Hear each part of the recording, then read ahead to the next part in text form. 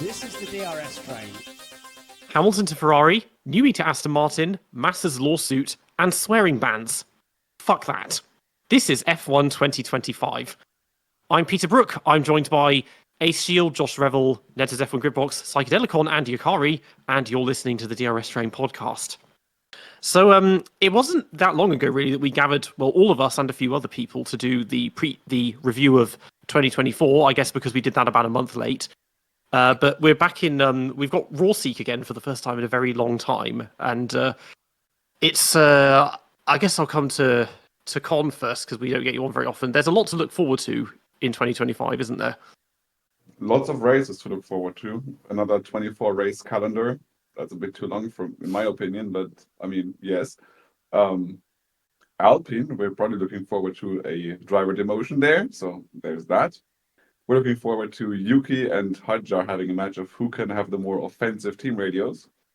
What else are we looking forward to? I mean, the rookie of the season is clearly going to be Alonso. That's obvious. What else? Well, Lawson and Max. That's going to be interesting to watch. Yeah.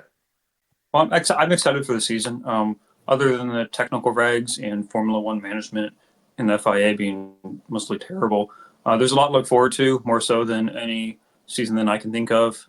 Mostly, it's looking to be the most competitive season since 2010/2012, and also it's just the season with more to talk about before the season even happens than any I can think of. Whether or not it's all the driver changes within the teams or all the new rookies. So there's a lot to be excited for, despite F1's flaws in the modern era. I want to disagree with that because I don't think this season is going to be like 2010 or 2012. I think it's going to be like 2013. Maybe reversed if we're lucky. So in 2013, the season began very competitive. We had 4 teams with different strengths, and so they all won races. And then the change of tires came about after Silverstone, and from there on the new tires, only Red Bull could win. And so that ruined a completely fine season. Now, from testing, it seems like McLaren is ahead of every other top fielder. So maybe, if we're lucky, when in June the new rules about the flexi wings come around, maybe it changes the playing field enough to give us a second part of the year very competitive with all cars close to each other. Because it seems like now it will begin and McLaren is going to win everything. They might. I've got optimism for the season. Like, there's so many elements when you take in, the closeness of the field. The field spread is far less than it was, 2-3 years ago. Last year, the end of the year was great. Multiple cars could be in with, a chance to win. We're getting that at the start of this year. There's no clear-cut answer as to who's going to have the best overall package going forward. And it's 24 races. There's a long, long way in between here and Abu Dhabi. And, the pecking order we see in Melbourne almost certainly will not be the same as what it is in Abu Dhabi. So it's a matter of who can carry forward the best consistency, best pace, best everything. We may end up with a wild card this year for a champion in both constructors and drivers, and that's great to look forward to on its own. And then we got the rookies coming through, and this is probably the best rookie class we've seen since 2001. So, heaps to look forward to. I'm heaving the hopium right now that we're going to have a season for the ages, but because we're all of us YouTubers here talking about how great the season could possibly be, we've all just cursed it, haven't we? Yeah. I tend to agree with most of that. Obviously, it is seen by preseason testing, which is obviously the best parameter to measure everything by. There's no flaws whatsoever with deciding anything from testing times. I believe that McLaren have the edge, but we're in the last year of a regulation change. The field spread will be close, and everything will be able to be thrown on its head. Like we could have Ferrari coming to fruition. We could have Red Bull recovering from a very weak mid to late part of 2024. We could have other teams, midfield or Mercedes, could finally actually understand how their car works so they can make it work. You've got Alpine and Williams in the midfield. You've got everyone who could potentially do something, and they could all culminate together for a fantastic season where we see the odd midfielder get a podium, the four different teams being in a fight for every win. Now we've said that, watch McLaren walk it for the entire year. Could be very much like 2011. Very good races, so all year, very interesting. But at the end of the day, there was one car better than the others with a driver that did not make mistakes, and that made it overall a boring season. If you watch each individual race of 2011, they're all very interesting. Turkey, you see that Vettel is not just flying away, and then you get to enjoy Webber and Alonso fighting for second place. I remember Japan. It was Red Bull being conservative because they were going to win the title, and so Button and Alonso were a show. You got Hamilton and Massa in their shenanigans in 2011. So there were a lot of interesting stories for 2011, but then overall the season was boring because one driver basically won everything. And maybe 2025 will be the same. I don't even mind it very much. I think the real shame here is we're at the end of a technical cycle where everybody was saying that the field spread will get closer and everybody will be very close, and so we will see in 2022 we got one podium from a midfielder, Norris Imola. 2023 I don't think two podiums from Alpine. In 2024 we got no podiums from any midfielder, and I find it hard to believe that this year we're gonna see any podium from midfielders, given that in testing it looked like again the top cars were way ahead of the midfield.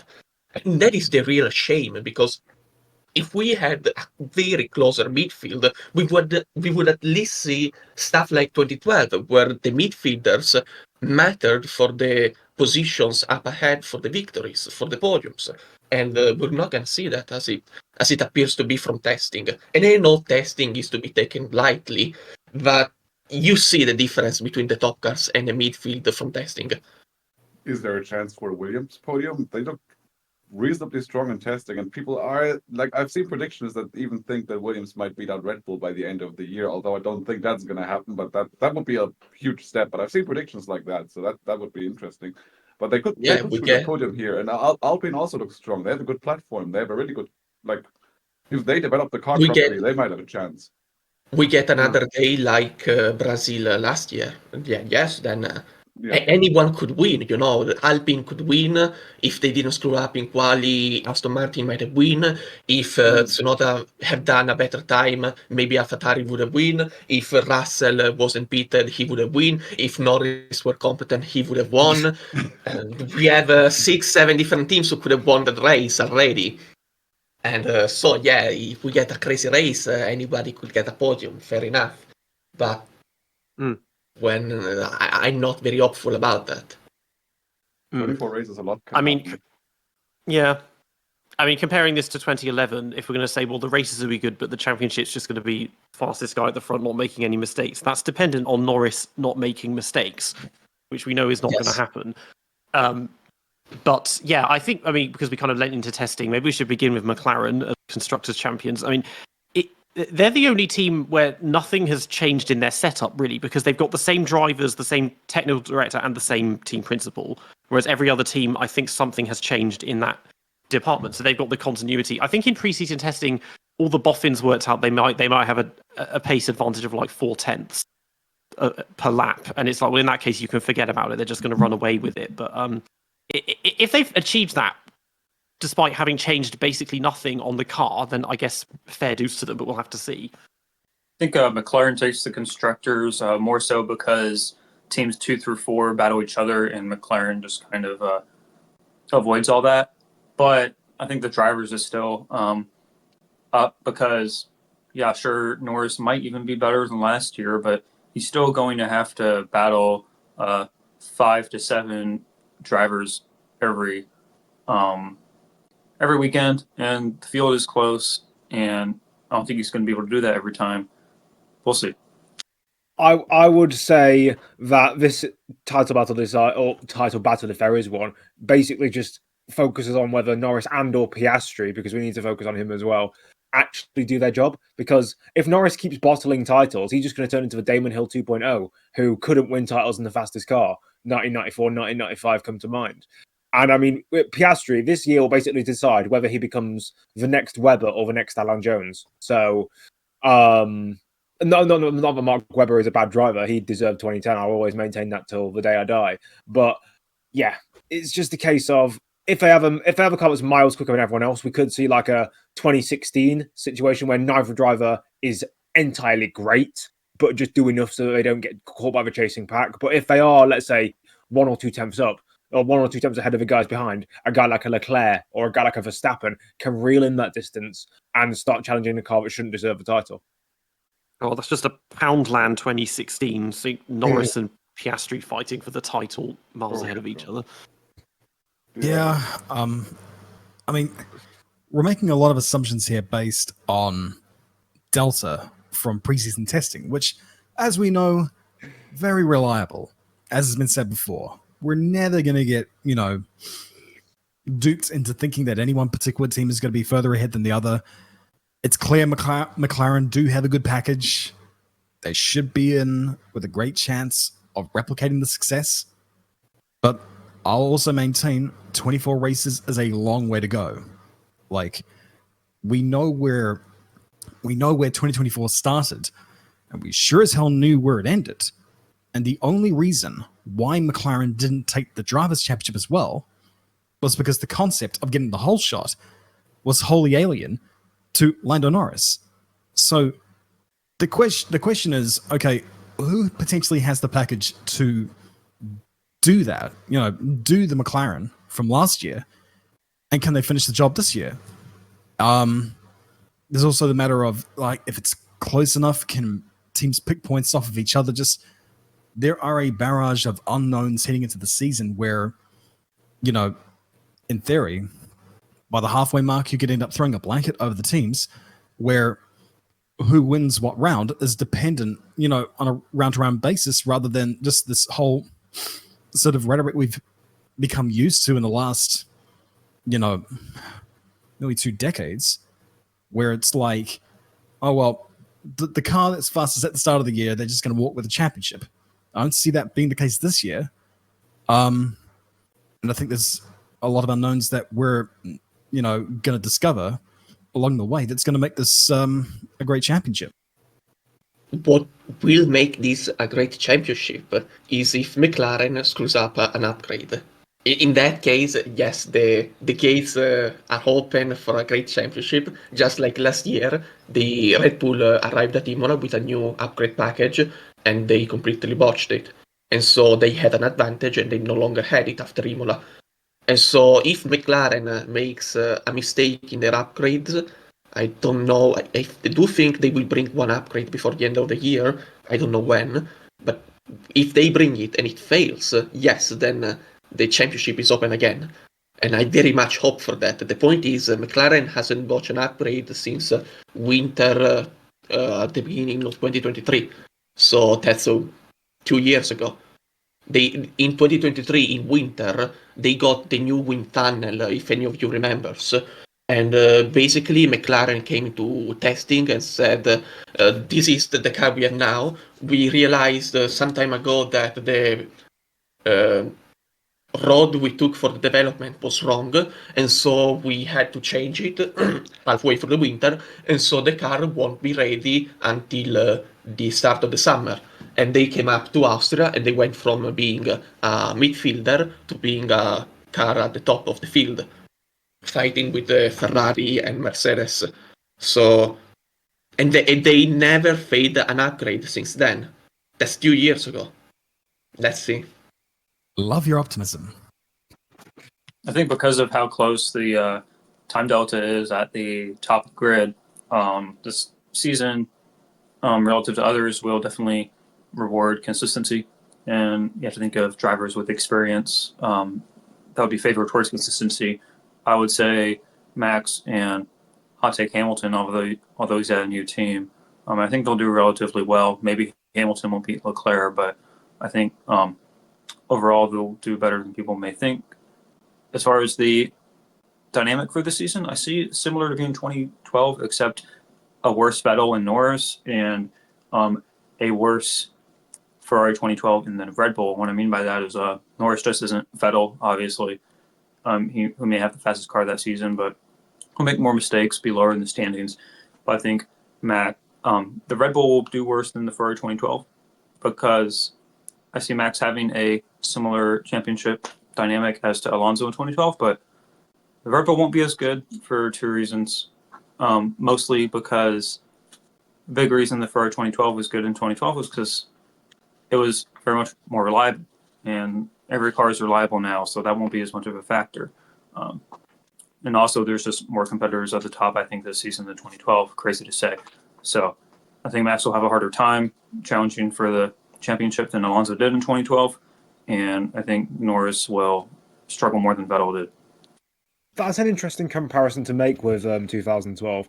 I mean, saying that he's going to have a tougher time than Alonso did, I think is a bit harsh because that is indicating, although, yes, that Ferrari was at the end of the season, I'd say probably second quickest behind either the McLaren if it finished or the Red Bull. At the start of the year, that Ferrari in 2012 was fifth, sixth quickest, arguably. And as bad as it's going to get for Red Bull, I don't think it's going to be that bad. I mean, you could argue that overall, because I think that Ferrari averaged out to about third quickest over the course of the season, because they were second best for a third of it, and then third best for another third of it, and then it was only right at the start of the year where it was properly awful. I think that Red Bull will probably average out to being about the same in terms of constructors' value. Maybe not in terms of constructors' value, because if, for example, let's say Lawson does a 2019 Gasly, because of how close it is, Verstappen could put the car into championship contention, and Lawson could be finishing fourth and fifth every race. So they could finish anywhere in the constructors from second to about fourth. I don't think they're going to win it, just because unless Norris and Piastri turn into the almighty bottle jobs, a la Hill Coulthard in '95, I don't see that happening because there's so much competition elsewhere. Yeah, it's just Red Bull is probably one of the bigger mysteries in terms of car performance, because some people are saying they're going to be awful. Some people are going to be saying they're going to be less awful, but kind of not fully championship level. It will all depend on, because we know Max can drag not a bad car, but non-race winning cars to race winning positions. We saw that in 2020. We saw that in 2019. We saw that dotted throughout his early Red Bull years. We've seen it. We even saw it in Toro Rosso. He finished like fourth place twice on merit in a car that didn't deserve to be there. We know that he is better than the likes of Hamilton, the likes of other guys, other previous champions, are actually like doing well in bad cars.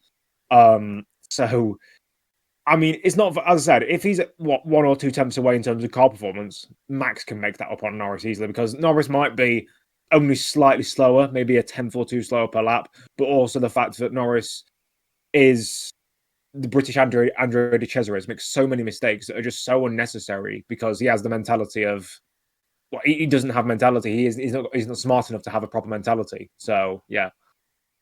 I'll take this chance, so because I grew bored of talking about McLaren, so I'll take this chance to talk about Red Bull and Verstappen, because you say that Verstappen can make it up with a few times difference of the car, and I perfectly agree, but I also think that Verstappen, if one day he wakes up and is very angry that the car isn't the best, maybe just screws everything up because he's angry.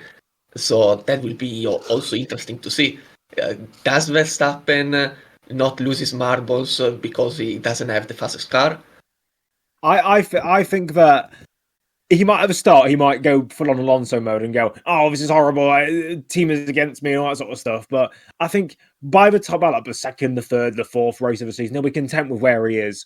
And although, yes, he might have the odd, because he has the odd rant here and there where he goes, oh, we're stuck in the midfield, why are we here? Why have you put me in this position?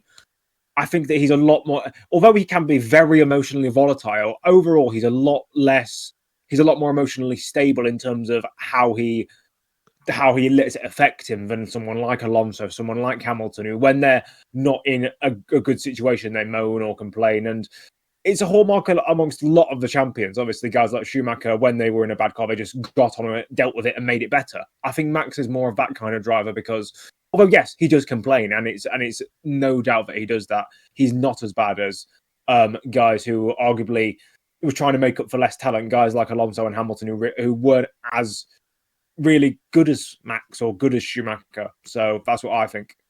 I'd like to jump in on your 2012 comparison point there as well, where you said it's not going to get as bad for Red Bull as it was for Ferrari at the start of 2012, where they were fifth best or sixth best car, I think. But what I'm thinking about that is that's mostly down to lower teams not having the capacity to rise up to fourth, as opposed to Absolutely. Ferrari not having the capacity to drop back. And even that, like, Newey's gone now, and who's it? Rob Marshall was also there, wasn't he? So he's gone. Jonathan Wheatley's gone. Dan Yeah, Fallows, there's even a couple of years ago. so many of their top guys are gone.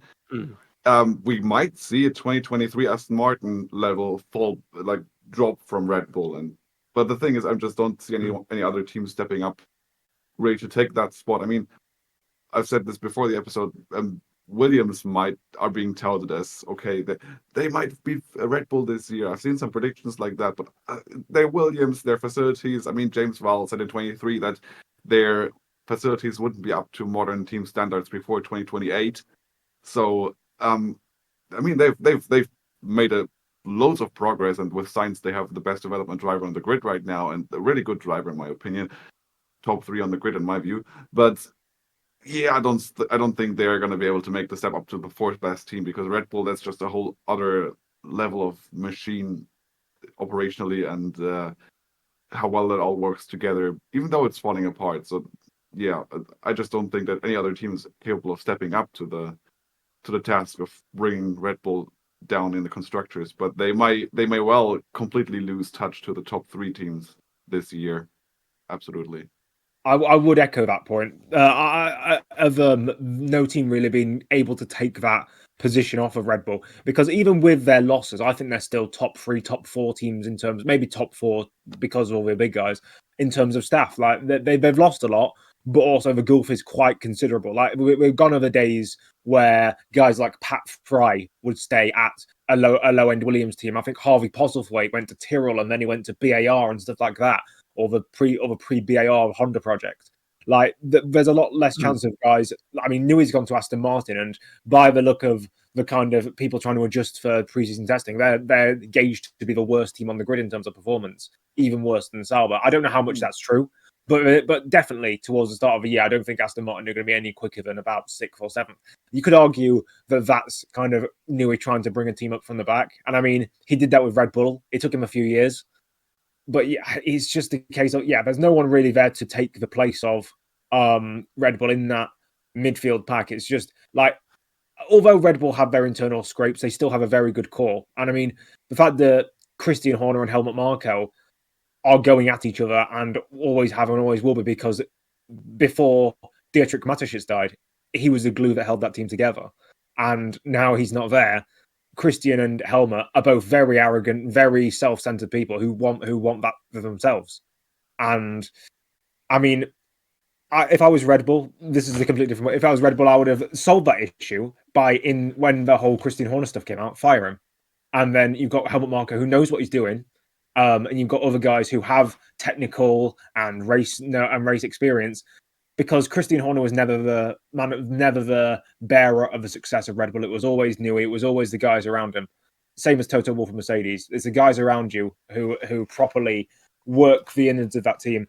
And yeah, Red Bull, they're going to struggle, but they could not. You know, we've seen teams pull things out of their arse, and you think, where did that come from? We could easily have another situation like that. As I said, we can say they're going to be 3rd quickest, they're going to be 4th quickest, all we want, but they could easily just turn up to Melbourne and be like, hello, we're here, we're 2nd fastest, and we're 2 tenths off of Ferrari or McLaren, and we're going to take it to them. For F1 is not although it's done on paper in terms of the statistics and the numbers and who's fastest and who's not, the racing is done on the track. Yeah, so on Red Bull a little bit, I don't see a world where Red Bull falls into the midfield, largely because of the budget cap. It's just harder for teams to move up and down the grid because of that. And then as far as the top 4 teams, the driver who wins the driver's title will be the one who can go on the podium the most often.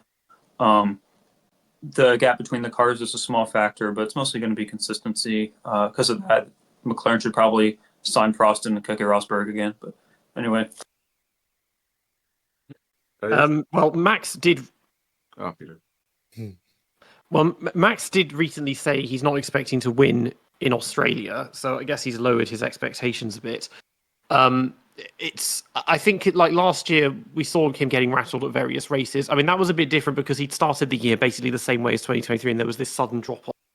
So you can see the pressure coming in. It's like, oh, we are, even if they're catching us at a glacial pace, McLaren are catching us, and that's a concern. But this time, if they go into it knowing, okay, we're not expecting to win, we're maybe not going to be fighting this championship, he might just be at peace with that. I don't know. He may also have to be considerate that he has a very, very different teammate this year as well. That's probably not going to be anywhere near as compliant and presumably not as easy to beat. But then Max being a teammate destroyer does make you wonder if Lawson is going to go the same way as all of his previous teammates, and it's just going to kill his career. So I just checked the weather forecast for Melbourne next week.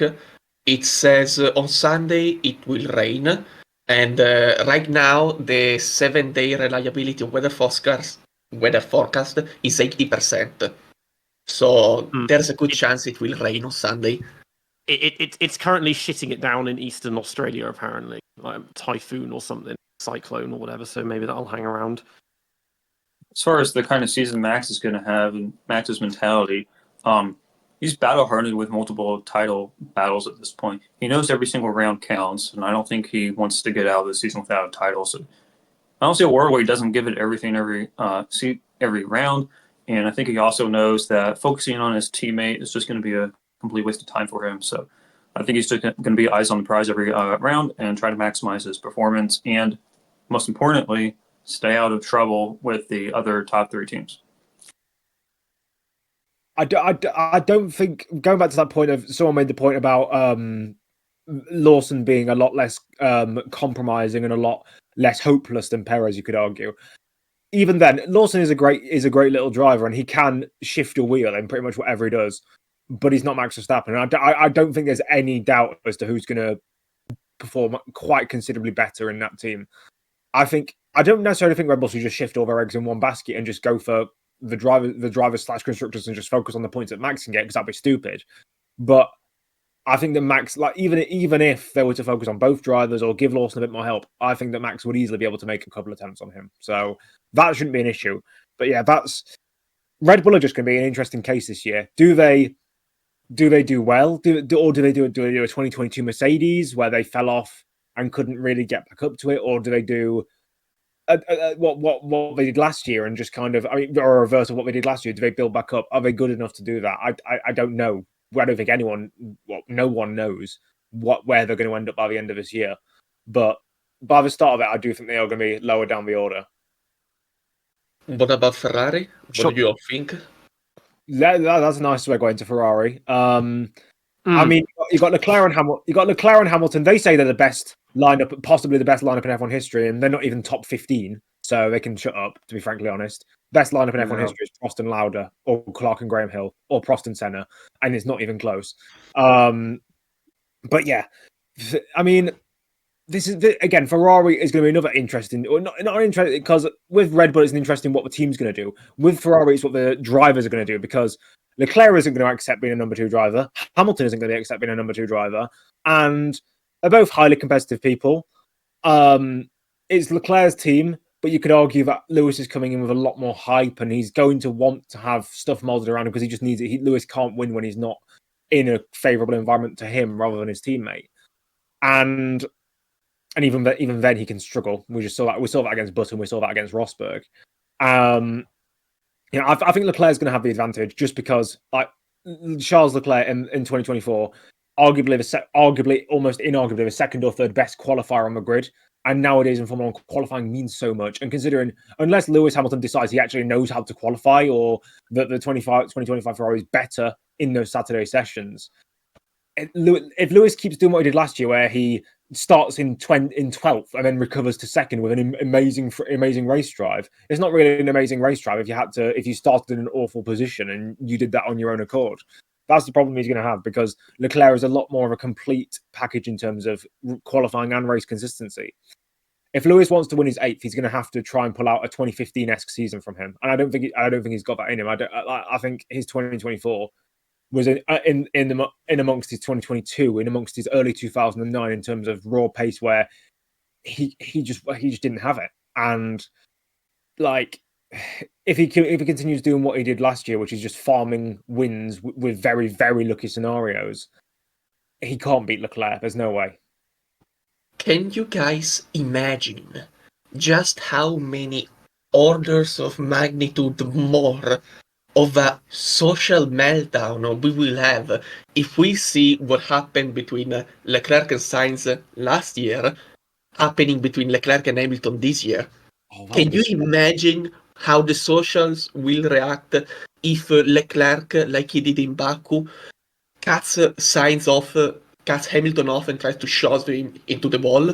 Can you imagine what happens if by mistake Leclerc goes off and then a red flag comes out and saves his ass? Can you imagine how Twitter will react if they race each other? Can you imagine two teammates racing each other? No, I think there will be a massive social meltdown just to seeing Leclerc and Hamilton fighting each other. Yeah, Team LH aren't exactly. I was going to say Team LH aren't exactly the brightest bunch. The same as Team the Verstappen shaggers and the Alonso shaggers and all of the big fan bases. But it would be hilarious to see them going, "Oh, this is rigged against Lewis. It's sabotage," or Leclerc needs to be a better teammate or whatever. But yeah, what were you going to say, Peter? I mean, Lewis having to fight other drivers, including his teammates, is nothing new, even if his fans don't like it. But so that's kind of a given, I think. I mean, he's in the interesting position where he might gain one championship and lose another this year later on. Yeah. So that's that could be very interesting for the future of the sport, basically. Yeah. On the subject of how close Leclerc and Hamilton are going to be, there's 2 points I want to make. For one, on the quali side of things, I don't think that Hamilton will be able to be in a starting position in the races often enough to be able to fight Leclerc on track. So Ace's hypothetical of those two guys going at it on track is going to depend a lot on how good Hamilton's comeback drives are going to be. We saw this in 2024, of course, as well, where Russell was consistently beating Lewis in quali across the whole season. There was like over a 10 between them on average, and so there's that. And then as a result, we often saw Hamilton have to start further back and make comeback drives, and he did have the better race pace all season. He had the better racecraft as well. He finished ahead of Russell more times than Russell should have allowed that to happen. So you got to factor that in. But with Leclerc, yeah, Leclerc is a quality merchant. He's always been, and he's gonna very. I expect him to beat Lewis in quali comfortably. The problem I see is, and this is the other point I want to make, Ferrari shifted around so much on their car to favor Lewis, to suit Lewis, and Lewis' personal trainer is also back now. Is the woman he was working with at Mercedes Angie. for a long time. Angela Cullen, yeah. Yeah, exactly. They changed the driver cockpit position relative to the car. They've changed the front suspension. There was some talk of brakes changing. I'm not sure if they went through with that, but he did demand some brake changes. But I guess after testing, I don't know where that ended up, if they've still gone through with that or if he's content with the brakes they have now. So, I mean, Ferrari have basically caved into all of Lewis's car demands. And the thing is, the driving styles those two guys have are quite opposite. They're not at the extreme ends as much. Like, it's not, Leclerc is not as much of an oversteer driver as for Max Verstappen is, for example, or as Kimi Räikkönen was. He relies a little bit more on having a still reliable rear end. He doesn't swing it around as much. But Hamilton, on the other hand, understeer driver, textbook understeer driver, always has been. And yeah, if the car handles, if they've changed the car too much, and this front suspension that they have now is basically very reminiscent of what they had on their 2012 to 2015, no, 2013 to 2015 cars at Ferrari, which were notorious for basically having no front end whatsoever. So that might hurt Leclerc quite a bit, and that's why I can see actually Lewis beating Leclerc in the races possibly, even if Leclerc is still going to have the upper hand in quali, just because this car might be quite undrivable for Leclerc, who also is known for being good at setup. Neither is Lewis, but if the car suits Lewis better, then he won't have to do as much on the setup side of things, and so there's that. Because they've lost their development driver in Sainz, the guy who oftentimes set up the car. Leclerc was very often driving with Sainz setups like Canada, Australia, I think that's very cool. Monza. Yep. So for this season for Ferrari, I hope that we just get a good teammate battle for the sake of racing, and the accommodations for Hamilton were just overemphasized just because it's Hamilton and everyone wants media coverage of him. But there's also the possibility of a cynical bad timeline where Ferrari is a publicly traded company now, and the only reason Hamilton is there is because of media publicity. And in order to get a return on investment for their $100 million, they'll want Hamilton to make the World Drivers' Championship. And so they'll throw Leclerc under the bus. This is a possibility. Ferrari has done it similar things before with past drivers of theirs. So I don't know which it is right now. A bit early to tell. There's just a lot we don't know about the sport. But I think we'll see in the first about 5 races which timeline is going to happen. Yeah, that is a good point, actually, with your Ferrari and sabotaging drivers. They did it with Raikkonen in 08. They did it with Schumacher in 06. They did it with Prost in 91, you could argue. Like, if they'd have stuck with him, he could have brought them up the same way Schumacher did, just 5 years ahead of time. Yeah, it's also a point because people were talking about the qualifying performances. It's whether, for qualifying, it's whether Lewis has already sailed that ship, because when you get older as a driver, the first thing you lose is qualifying pace. That's just historically how it's been. You look at the oldest pole sitters in Formula One history, and they're all like, ignore the guys in the 50s because that's just different. Because that's just Fangio and stuff absolutely killing it at the age of like 45. The only driver I can think of who was 40 or older who was still very good in qualifying was Nigel Mansell, and that's it. There's no other driver I can think of that was properly good at qualifying into their 40s. And especially with the current field spread and with how difficult the modern F1 cars are to overtake compared to previous generations, there's a chance that Lewis could do his odd good race performance where he does carve his way through the field from, let's say, 10th or 12th on the grid and come back for a podium result. But it's not sustainable. Like, unless the Ferrari is so well clear, or the top 4 teams are so well clear of the rest of the field that Lewis can, like, for example, have a bad qualifying and still qualify 8th. That's plausible. It can make his way through the field on strategy or on any other means. But he really needs to sort out that qualifying form, because I don't think 2024, I don't think you can go from 2023, where he was somewhat in the ballpark of Russell in qualifying, to 2024, where I think I worked it out, he averaged out to about 4/10 slower. You can't, like, that doesn't happen in the season unless someone has an injury or if someone has some sort of severe problem that we don't know about behind the scenes. I think that Lewis could recover some of that, but it's a case of if he can recover it and not be too far behind in qualifying position to make it up in the race, and I don't think he will. I just think that unless they put the handling preferences of that car dead in the center between Lewis's very smooth oversteer and Leclerc's kind of half aggressive oversteer driving style, unless they put it right in the middle, or they bias it towards Hamilton, he's got no chance. He's got no chance of beating Leclerc on his own team. So I guess we can move on to Mercedes then. Yeah. Okay, so I will begin. I think from testing, we really saw the power of 15,000 miles of testing. Not miles, kilometers. So 15,000 kilometers of testing, and Antonelli comes to the track and looks just slightly slower than George Russell. I mean, is that legal? Because they're making those claims on that kind of mileage. And I'm like, I get he's using older cars, but we've had mileage limits for quite some time, and I feel like that's kind of exceeding them. Because that's more than what Lewis did in 2006. Yes. There are miles limit, I think, up to certain age of the cars. Then older than those, you have no limits. He did some testing on the 2020 car, and I think that was old enough that it did not have any limit because it was considered historical. And so he did a lot of testing on that.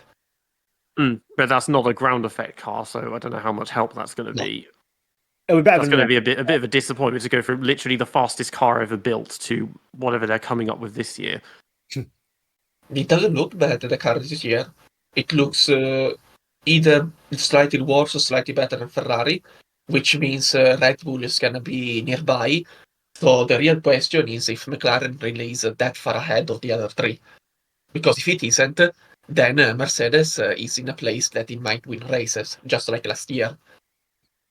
I mean, it looks quite competitive, the car, and they have a good lineup. So, are we in for a new contender for best prepared rookie of all time? Yeah. Yeah. Up there with Villeneuve and Hamilton, yeah. Most Yeah. coddled and protected. Yeah. Yeah. Although a lot of rookies do a lot of how much testing did Doohan do before his debut last year? He did. I think there were at least 4 tests, and then 2 or 3 FP1 sessions. And So that's probably at least a couple of 1,000 kilometers at the most. Again, in older cars. I remember there was a figure going. I don't remember what it is, but it seems comprehensive enough. He had driven around that circuit in Watforth. He didn't look like $1 million out there. I know there are things beneath the surface and whatever have you, but testing can only take you so far. Once you're in that cauldron of actual race warfare, that's a different aspect entirely. So, yeah, Antonelli has been given all the testing. Like, this guy's lead up to his debut exceeds anyone we've seen in decades. And definitely Mercedes are coddling him. They're making sure he's as prepped as he'll ever be. But at the end of the day, he's got to perform in the show. But he did look at home in the testing. I mean, the testing's testing, yes. But he did look at home, except for turn 10, was it? Where he just kept locking up into there, trying to find the limit, going into there, getting the feeling for the brakes and Watforth. It's good he's getting that out of his system now. Well, what you don't want is for round 1, 2, 3 for him to not to have scored points, made mistakes, because of the media attention. Everyone is looking at him. He is definitely the rookie on the grid this year with the most attention behind him. And with that comes expectation. And if you do not meet those expectations, you all of a sudden get the mob mentality. The pressure is piled onto you. And depending upon who you are, that affects your psyche as well and could further impact the results going forward. So, first few races are going to be very critical toward how a lot of the season's going to pan out. And given Kimi seems to take his time to bed into new championships that he gets in, sort of up in the air as to how really it's going to go. But then again, this is the same sort of talk that people had in 2007 when Lewis went in, and he pretty much performed right away. So, who knows? Melbourne as well. I think he's got the least experience there because he's only raced there once in Formula 2. The least experience there, brother. Liam Lawson's never driven on that circuit. There's a couple of people there that have never driven there before. At least Kimi does have the experience of driving there. Lawson did Australian F4, but they have gone to Melbourne for that, or do they only do the little circuits? They did do it in one-off where they tried to save Australian F4 back in the day, and they managed to get a big grid of 12 cars or something like that. But it didn't save it. Otherwise, it collapsed. Didn't it? Aussie F4 back when Liam was driving it was primarily in the I don't want to say grassroots domestic scene, but they race primarily at events where there would be 4 people in the crowd, and a live stream was watched by bots. So, bugger all coverage. Yeah, I think it was Little Sense. I think maybe did the Surfers Paradise Street circuit, but otherwise it's like the Bend, and there's that. Not even Bathurst or anything like that as well. It was only the little one. So I guess he hasn't driven there at all. It would have been stuff like Winton, Sandown, just rancid tracks, which are not suitable to modern day open wheelers. But yeah, he's never driven there. He's never driven to Melbourne before. And I don't think that there is another driver on that grid who hasn't raced there, because Borto, the Bear, Kimi, and Doohan all drove F2 there, as did Isaac Hadjar. Yeah, and so F3, were they there 2 years ago? Ironically, F3, because they would have done that as well. Yeah, but ironically, Liam left Liam left before the year where they started racing in Melbourne. So the 11 race dude in Formula One has less experience around Melbourne than 5 people that have never driven in an F1 race before, 4 or 5. But still, it's a bit funny that. Looks like you better get. I mean, that being said, yeah. That being said, Melbourne is probably the easy, other than Monza, probably the easiest circuit to learn. Like it's and I think also as well. I think also as well in this part of the world, in New Zealand, Australia, stuff like that, when you get F1 games and stuff like that, you tend to gravitate toward the Melbourne one because it's just like, oh, it's my de facto home race. And the chance is not going to be huge, but if Liam did something in Melbourne, you would hear something because there's a lot of people who go across to Australia from New Zealand. So there's a bit of a rapport there for that event. So I would imagine that it's sort of built into a system. He'll obviously know where it goes. There'll be a certain flow that he's used to, and he knows the car as well. So I'm guessing it's not going to take that long for him to get into it. It's just that extra 20-30 minutes of just sort of learning where the limit is on that track that he's going to have to dedicate to that rather than everyone else who are going to be trying to figure out the incremental setup changes that are needed based on the intel that they have from years racing there before. Yeah, I mean, it's the same with any new circuit, but they learn them quickly. I mean, they have the simulators and that, but they seem to be able to just pick them up very fast anyway. Yeah, I remember James Hunt ravaged Satoru Nakajima over that, saying drivers can turn up here and learn the track in 20 minutes straight, and this dude, he can't even do that. Then again, James Hunt seemed to rip on anybody who didn't fly the Union Jack back then. It wasn't that. Yeah, but also, I was going to say, but also just that I was going to say, yeah, no, Japanese drivers often were really unfamiliar with the European circuits and that because they didn't race them when they were in single junior careers and that. I will also just say, by the way, that James, it wasn't necessarily anti anyone who didn't wear a British flag. It was just kind of, he was anti-incompetence. Like, he always rated Senna. He always rated Prost when they did fantastic drives. But like, for example, he had to go at Jarier. It was an exaggeration, though. Yeah, he had to go at Jarier for saying he had a mental age of 10 in the first place and that he was an idiot. And then he's had to go at De Cesaris a couple of times. Like, you should know that Nigel Mansell's on your inside there and you just turn in anyway. Oh, Felipe Alio. He had to go at him. He had to go at Felipe Alio. He had to go at Riccardo Patrese because for some reason he always held him responsible for the crash that killed Ronnie Peterson, which I think was quite unfair. Yeah. But yeah, James Hunt was still a legend of commentary. Still a legend. I'd like to bring this back to Mercedes and talk about the question at Mercedes of whether they even want the drivers to be performing on par to each other or whether they want a clear lead driver. But there's a bunch of open questions to that, and a bunch of open ends to that, which is one side is Russell. Obviously, they've crafted this whole narrative around him that he's stepped up to be this lead driver now.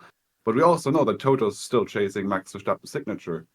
And if Toto signs Max, then I'm not sure if it's going to be Antonelli in the hot seat because he's the young prodigy. It's probably Russell in the hot seat, and that might also explain why Antonelli has been getting this much testing, because they might want him to at least be able to match Russell by the end of the year. So if they have to get rid of Russell for Max, they have a way to justify that, because I don't think it's going to be Antonelli who gets axed after one season, not after all of this investment by Mercedes. Russell's in the hot seat if Toto can get Max's signature. And I mean, Mercedes works engine, that must look appealing to Max, especially with the trajectory Red Bull is going.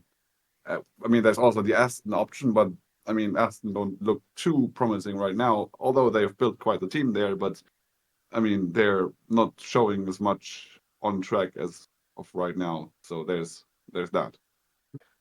I mean, the Max question is a tricky one because there is no possible way that Max and George are going to be teammates. Like, that is not going to happen. Even if they didn't hate each other, I think it would have been difficult. George is not going to he might think, bring it on. Well, I took down Lewis, let's take down Max. But then he might also think, well, isn't it my chance to actually be the number one against this extremely submissive young rookie that I've got alongside me now? It would only happen if they got rid of George and George had somewhere else to go, because Antonelli's just going to do whatever they tell him and he's not going to beat Max. But George is not going to want that.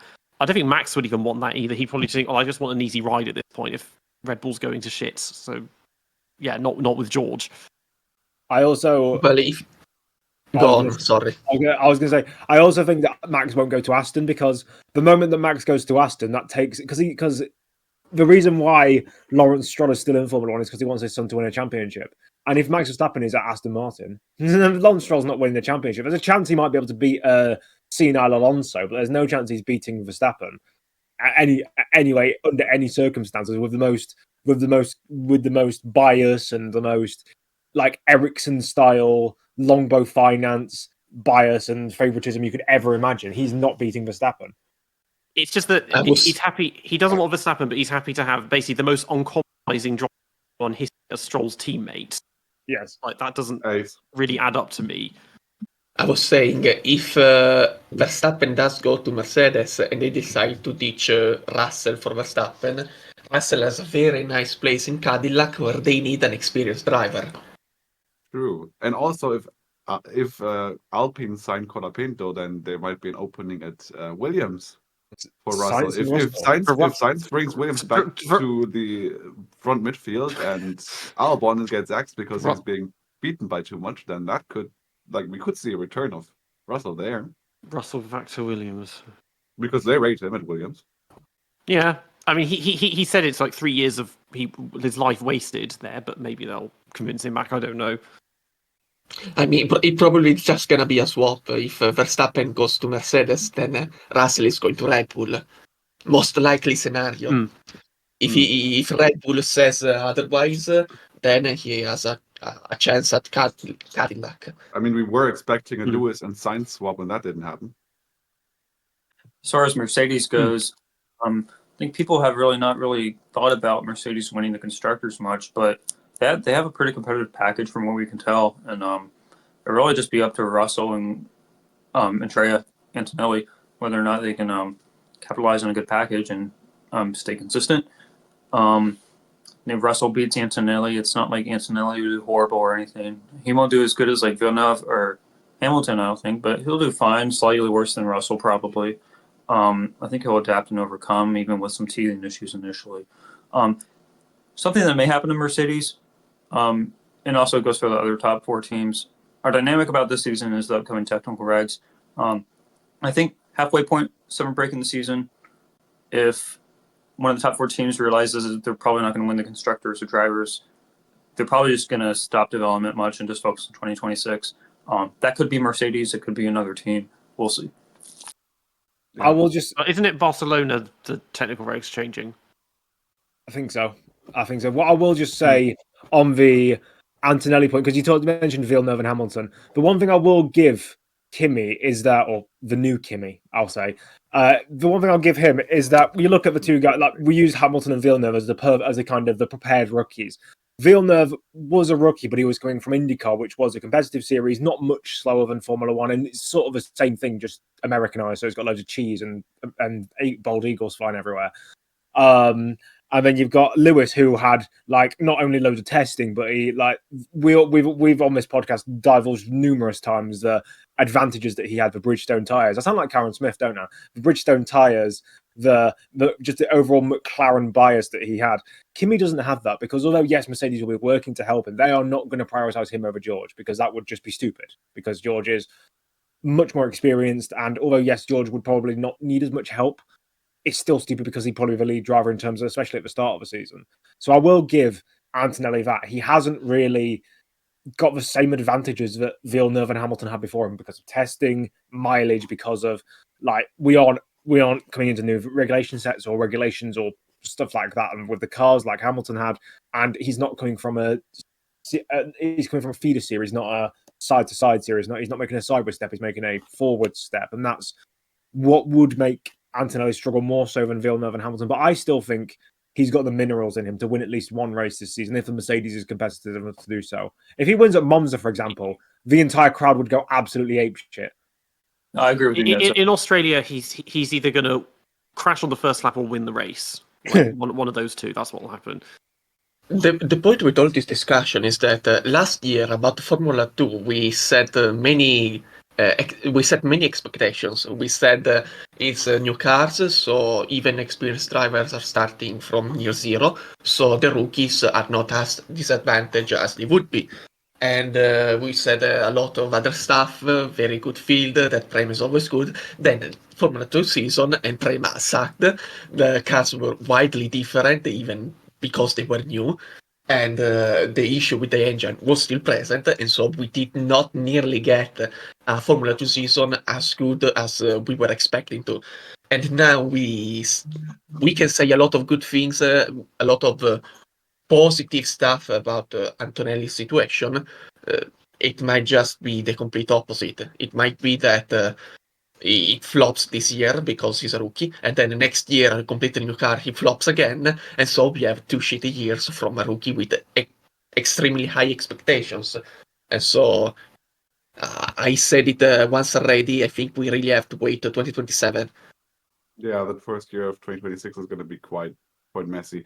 Let's move on to we've already talked about the possibility of Max to Aston Martin, and Aston Martin obviously finished 5th. So let's move on to Aston Martin. How are we expecting Alonso and Stroll to perform this year in a car that frankly doesn't look very promising? Like they're probably 9th best or 10th best from the preseason testing. I don't think Sauber is going to beat them because, I mean, Sauber are on a whole different level of incompetence, but Aston, sure, they don't look very promising, do they? Look, there is a Formula One who does simulations. And so they take the data they see from free practice, from testing, and they crunch the numbers and they get some results. They are completely blind, so to speak. So they take the numbers, they don't care how they came about, they don't care how consistent they are, and they just show them. And so we get, for example, in 2023, the Aston Martin in Bahrain was given as 3rd fastest car in Quali and 4th fastest in the race. I think many of us will disagree with that. The Aston Martin was not the 4th fastest car in the race, and basically the same predictions were given for Jeddah, for Azerbaijan, for Miami, for Monte Carlo. Aston Martin was given as 3rd fastest car in Quali. It was Ferrari was fastest in a 1 lap pace, Red Bull 2nd fastest, and then Aston Martin. I again think none of us believe the Aston Martin was just the 3rd fastest car in Quali. And there is another half a season of these predictions that are widely off the mark about Aston Martin. I didn't check 2024, but it's pretty much the same. You gotta understand that the Formula One simulations suck, okay? Suck. They just don't trust them. Trust Automoto and Sport. They did their classification after testing. They see McLaren as best with a margin on the other top 3. They see Ferrari slightly ahead of Mercedes and Red Bull 2nd best only with Max. They see a clear gap between the top field and the midfield. And in the midfield, they see Alpine and Williams as the 2 best midfielders, followed by Haas and AlphaTauri, and they see Sauber as backmarkers. Then Automoto and Sport says Aston Martin is completely unpredictable. We have no data to compare them to anybody else. We don't know where to place them. And it is perfectly correct what Automoto and Sport is saying, because Aston Martin test programs in the 3 days of testing was get out, do 1 fast lap, slow down, 2nd fast lap, followed by 5 laps on race pace. Pit, 30 minutes, get out again, repeat. And this is for the entire morning of day 1. Then the entire afternoon of day 1. Then the entire morning of day 1. Then the entire afternoon of day 2. Then the entire morning of day 1. Then finally afternoon day 3. They finally did something different, except both drivers were sick, Lance Stroll had to quit halfway through, and whatever fuel loads they were carrying, we cannot know, because their program is utterly uncomparable to anybody else. They did for 2 days and a half setup testing, okay? Those 30 minutes that they spent between each run is because they changed the wing flex, they changed the inclination of the wings, they changed the ride height, they changed the rate, they changed everything, okay? That's what setup testing is. You just 30 minutes and you change completely the setup and you look at how the car behaves. But you cannot take those as performance indicators. They simply are not. They're doing a completely different program. Nobody else did what Aston Martin was doing. They're uncomparable. Formula One tried to compare what they got, and they see they're 6 tenths lower than Sauber and 1.6 seconds lower than McLaren. Sauber is 1 second slower than. So you gotta understand. If we say Sauber is the backmarker, if we are to trust the Formula One simulations, Aston Martin is even worse than a backmarker, which is very much not believable. So I truly agree with the Auto, Moto and Sport classification. Aston Martin is simply not comparable. It appears clear that they are not a top fielder, but about anything else, we don't know. Maybe they're as good as Alpine and Williams. Maybe they're just fighting with Sauber. We don't know. We will see next week. I think the basis to many of those evaluations of where they stand is probably just that their testing program and just how many different setups they tried is being interpreted as that they are completely lost with the car. And that might be the case, given their trajectory from last year. I mean, they just went backwards and like they collapsed like, yeah, I don't know, like a house of cards. I don't know what to say. But Look, I mean, your point is good. They could just be sandbagging. They could be testing stuff for in the season. They could be testing parts. They could be testing all kinds of setups and trying to evaluate from there with heavy fuel loads to not give away their true pace. But I mean, we heard at the start of, what was it, 2023 or something? We heard something about Alpine sandbagging and testing, and watch out for those guys. They might be very strong, last year. and they were. It was last year. Last year, yeah, it's like watch out for Alpine and testing. They're sandbagging. Alpine is sandbagging. They're hiding their true pace. And where were they? Imagine sandbagging as the worst team on the grid. Exactly. It's like Sauber in testing decided to sandbag, and we see them 2.5 second off the pace, and everybody says, guys, they were sandbagging. They're gonna pack a patch. Yeah, they're gonna pack a patch as the slowest team. Lovely. I mean, I'm somewhat. I have a degree of optimism here because Newey's joined the team much earlier than I thought. Because we know he had to have gardening leave, and I thought, okay, well, if that extends over till 26, we won't get his first actual car until 2027. By which point Alonso is 45, pushing 46, and he finally gets a Newey car. But then Newey started last week. I thought, well, that's interesting. So maybe what they've done is thought, okay, well, we'll just build something that has 4 wheels and moves, and we'll take that to testing, and then he can come in and build and turn that into an actual car for the rest of the year. Basically, what they did is they got Newey as much different data sets as possible to interpret. Probably, maybe. I mean, he's done this before because McLaren, the first car was, they were beaten by a car he had designed in his first year at McLaren. And 2006, he had no input on that Red Bull. So he's had this before where he joins at a really inconvenient time, but maybe he can make something work and just turn it into the Red Bull or whatever.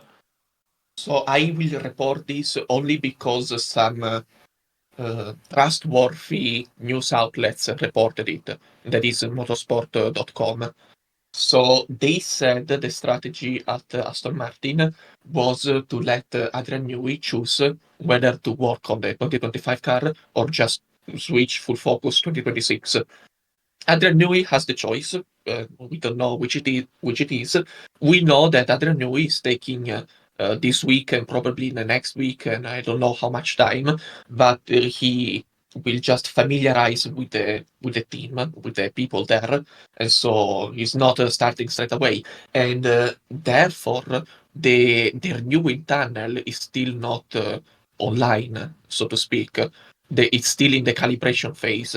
And so it is still not used. They're still using the Mercedes wind tunnel, and it is not coincidental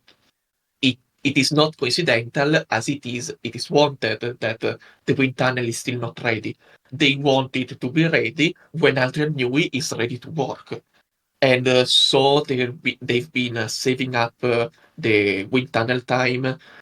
They've been saving up on the progress of the 2026 car just to have the Newey have as free a hand as possible on working on it. And so, for example, the 2026 car, apparently they still just are working on the mechanical base. They're they aren't going any deeper than that because they want Newey to have as much freedom as he wants to operate on the 2026 car.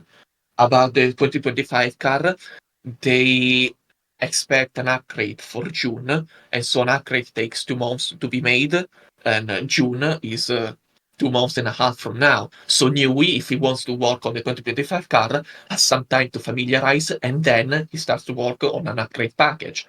So everything is being oriented to have Newey as much freedom as possible. The other problem is that the Cardile saga. So Cardile was supposed to be working, and instead he will be on gardening leave until the 18th of July, which means he does the full year of gardening leave because I don't know why.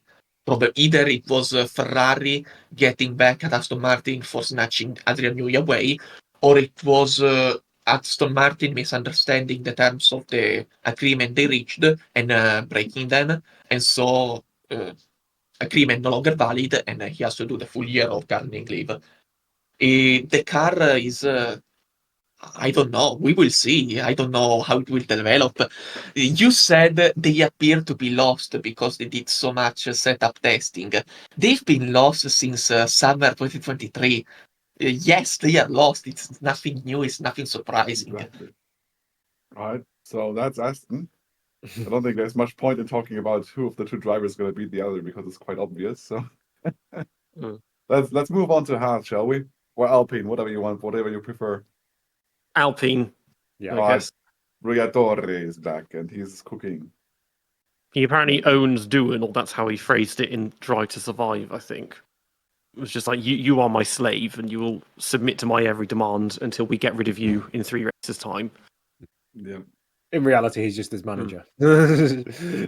Yeah. What are the expectations for Alpine? Do we think there's more upward trajectory in them?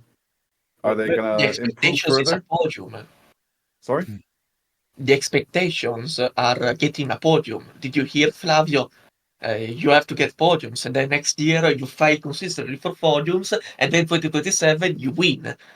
Those are the expectations. I don't know how much believable they are. I think they're absurd. I don't think any midfielder is going to get a podium this year. The thing is, when you talk about Alpine, you have to counter in the fact that they're French, and that will instantly mean that they can't do And anything. they're no longer French. That costs that's So like a they- 4/10 deficit from the baseline there, right there. Just being French, it's a 4/10 deficit. Yeah. I mean, they're no longer French. they They have the base at They still British have the Renault champion engines. that is gonna close next year, and the other part of the team is at Aston, and Aston is in England. It is not in France. I know, So- but I know, but I just think that the French always linger. They always linger. They're just always there and thereabouts.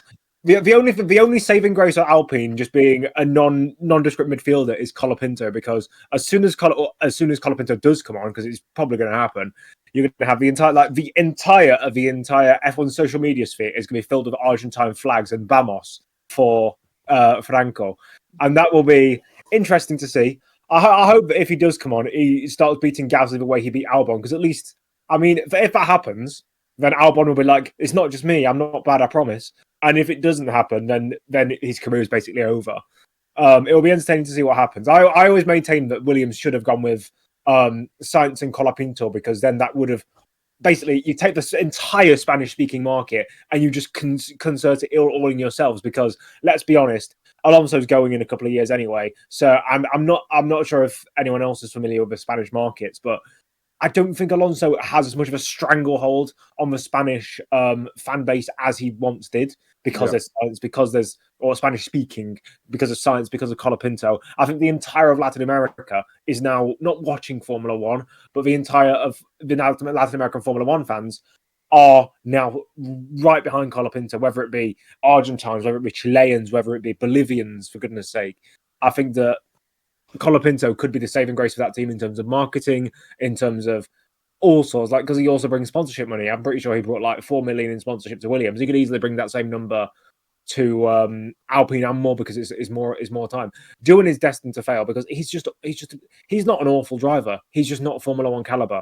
He finished third in F2 like 2 years in a row, that's not spectacular. Like Mick Schumacher won that championship, and even if some people think he didn't deserve it or he wasn't as bad as the results suggested, he flopped in Formula One. Like you look at, well, the F2 results mean nothing. Like Kamui Kobayashi, his best finish in GP2 was 16th, and he's considered a cult hero in Formula One because of his daring overtakes and stuff. It means nothing, your F2 results and stuff. And being consistently not the best in F2 isn't as good as being really good for 1 year. That's why people like Maldonado and people like I'm trying to think of other champions who came and went.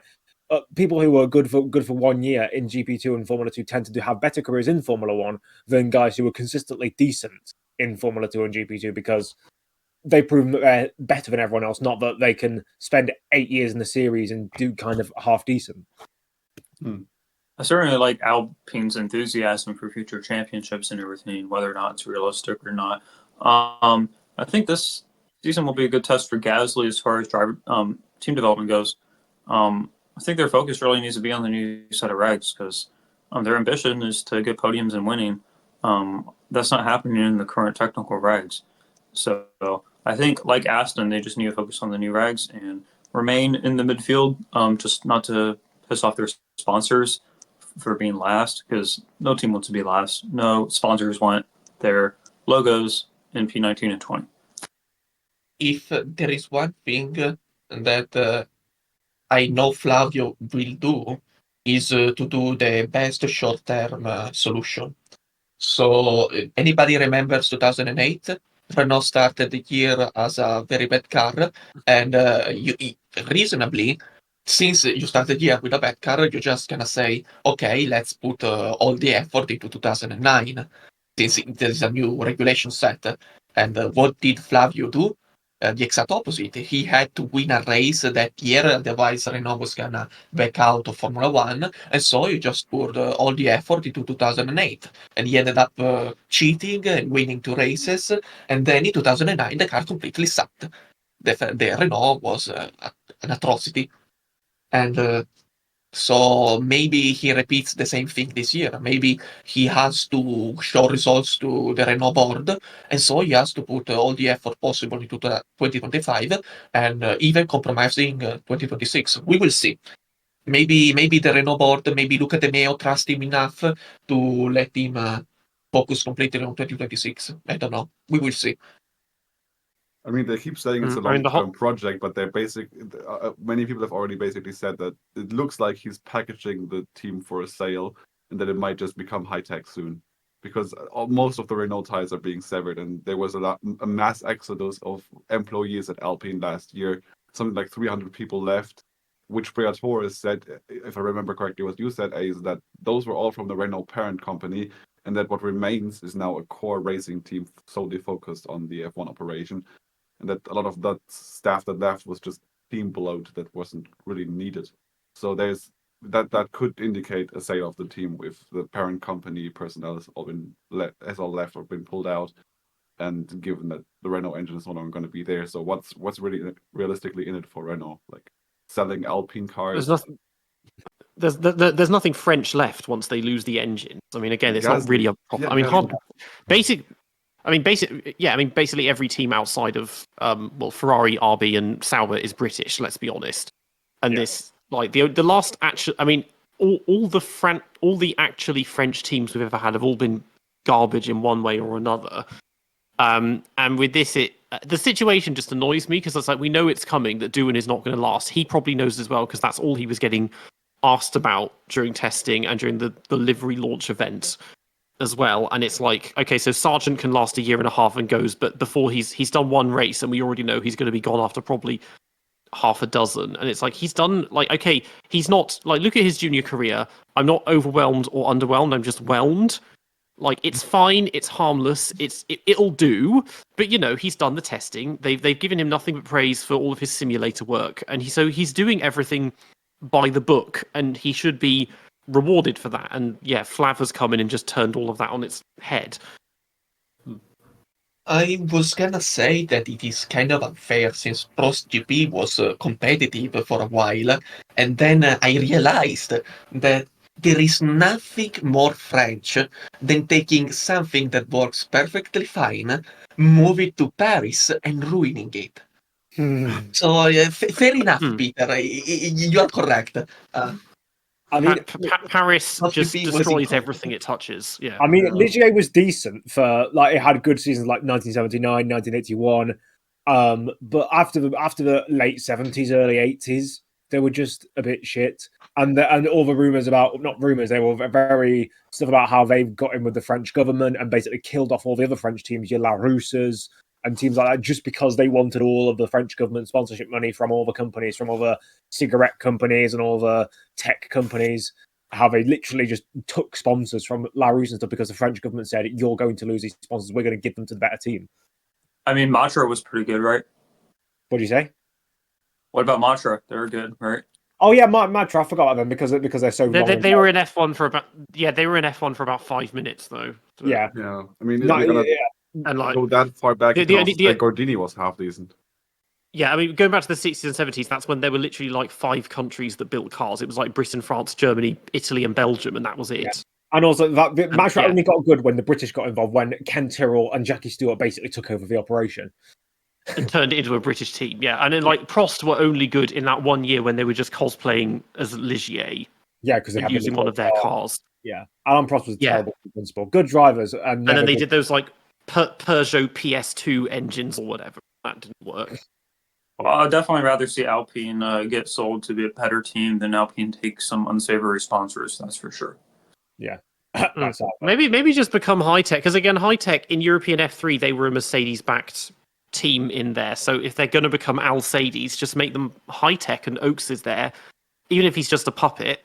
Why not? But I feel like with the Flav, it's like maybe he's going on his sort of revenge tour after being allowed back into the fold. Or first, I'm kind of first the media still alive somehow as well.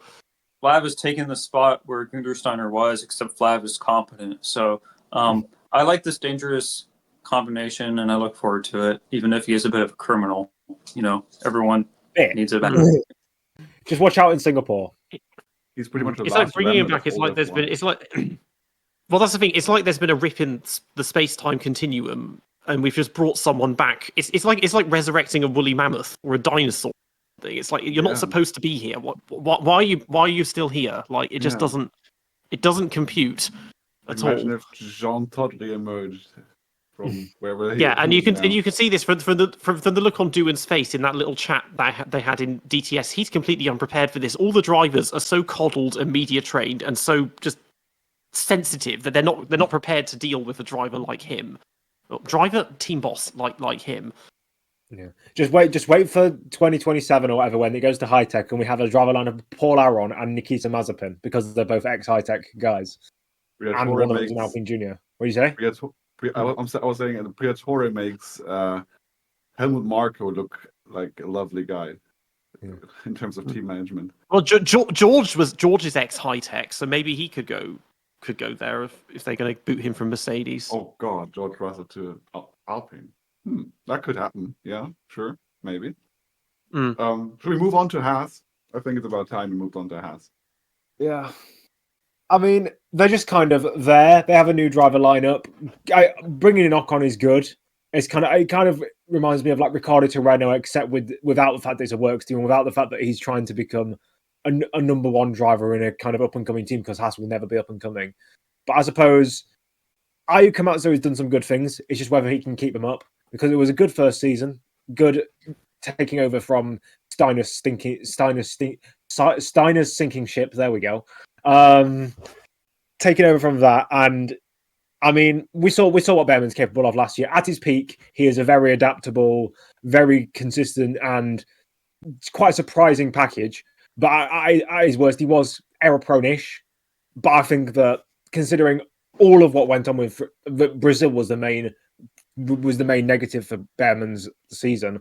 I think that considering that we know that he was on intermediate tyres in wet conditions, we know he'd never driven an F1 car in wet conditions before. I think that he will prove good.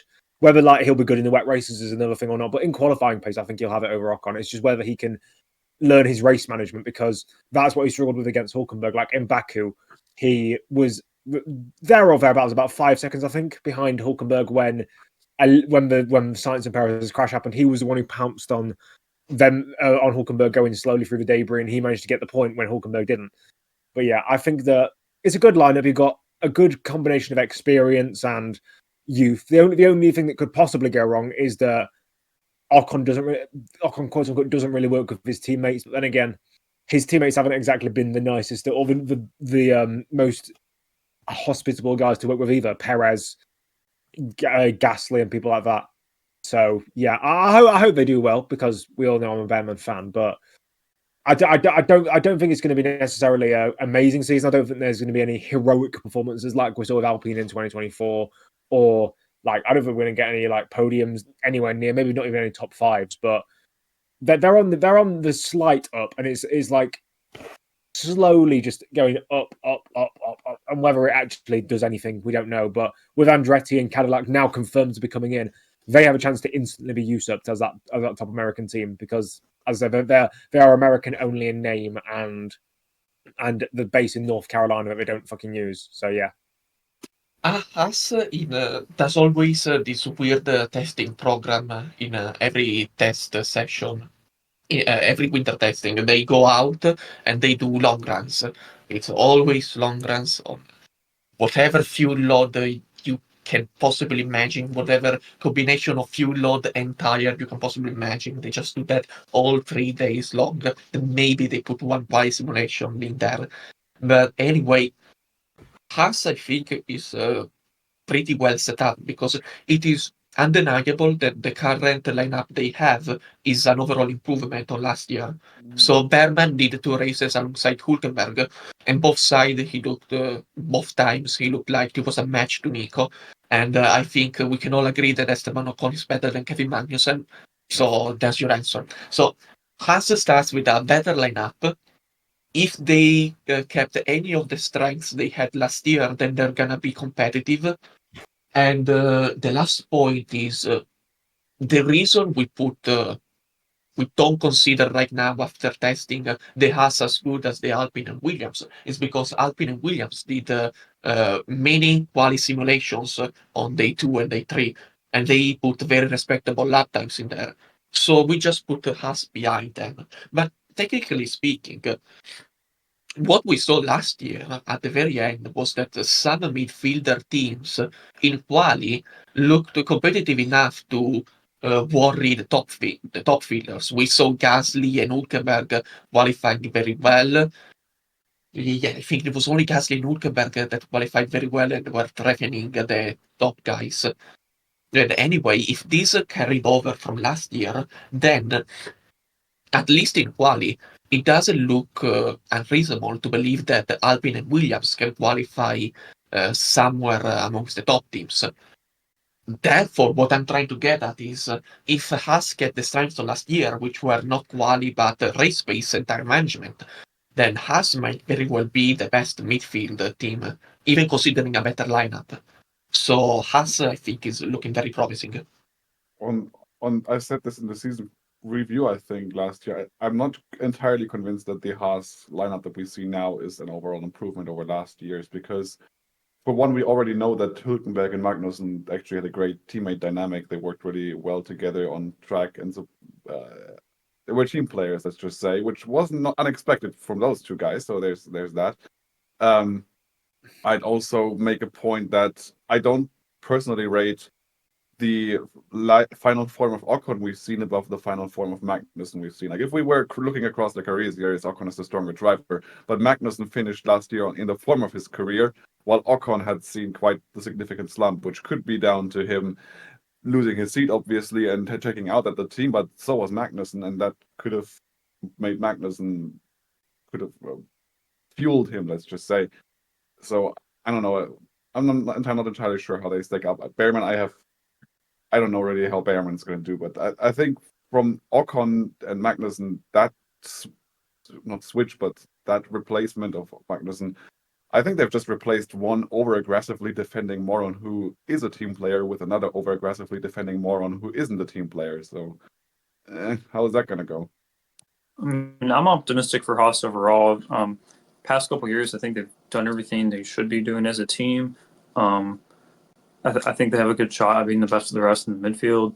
I'm a fan of Tomatsu. I like their driver lineup. Probably Behrman, in my opinion, is going to be the best rookie next to Andrea Antonelli this year.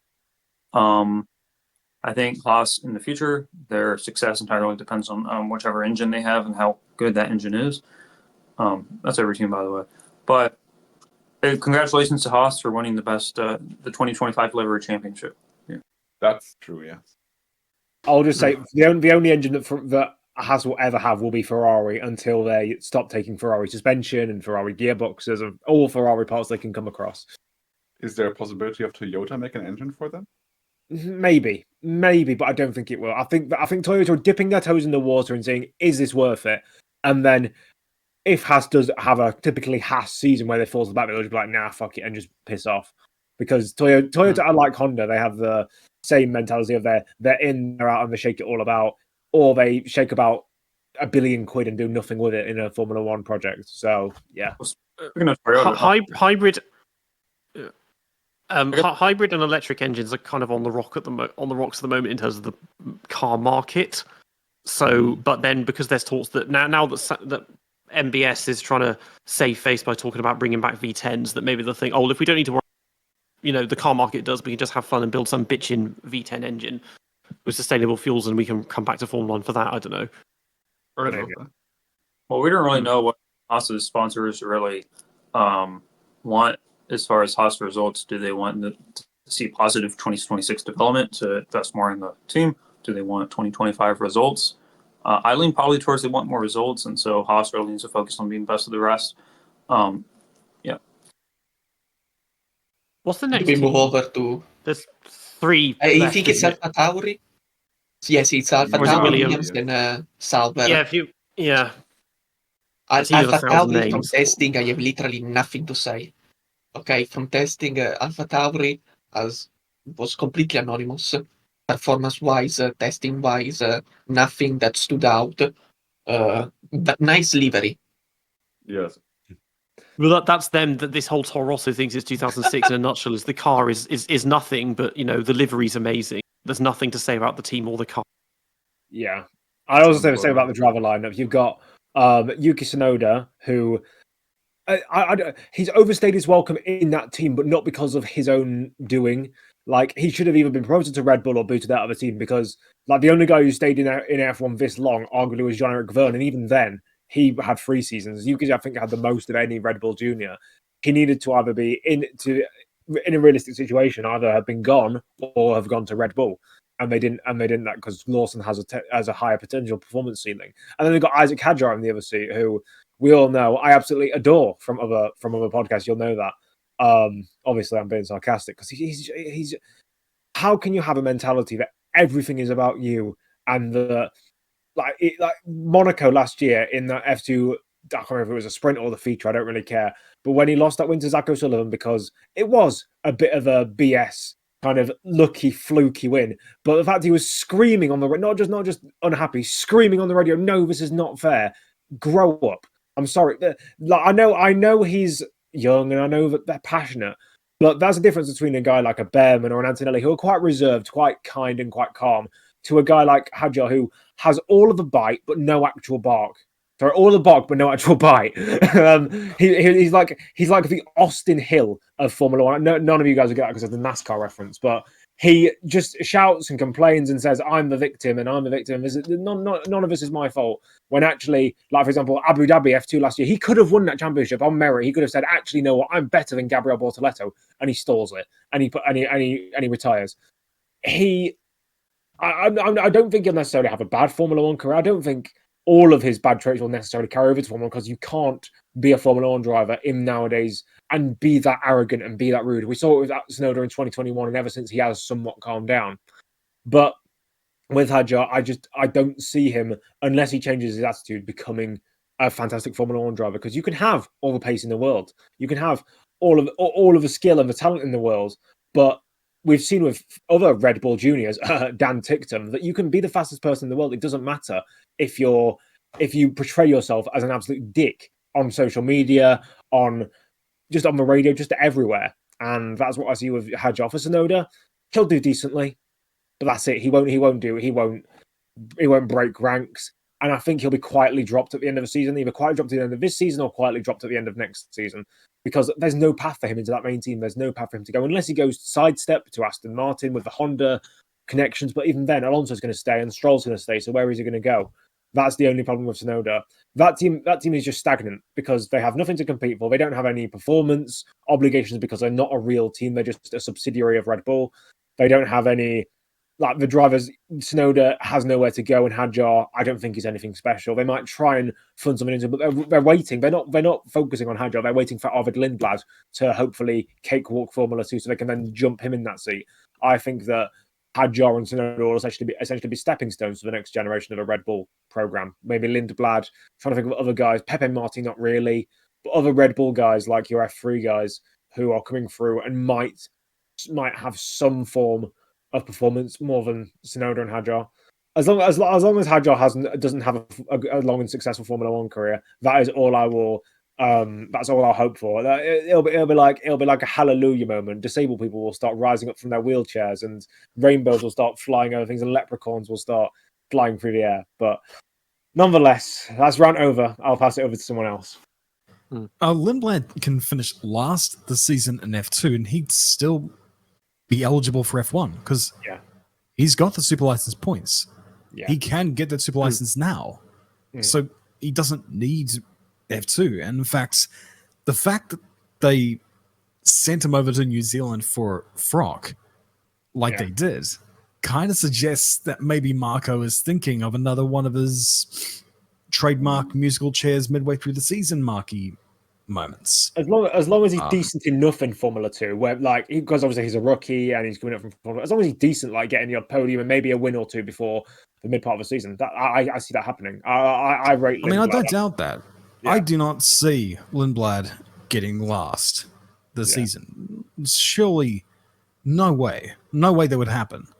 But if here's the thing though, for argument's sake, if Max does end up going to Merck next year, that's a vacancy at the Red Bull team that they need to fill. And depending upon how late into the 10-year it comes, into the year rather, then Red Bull may be compromised.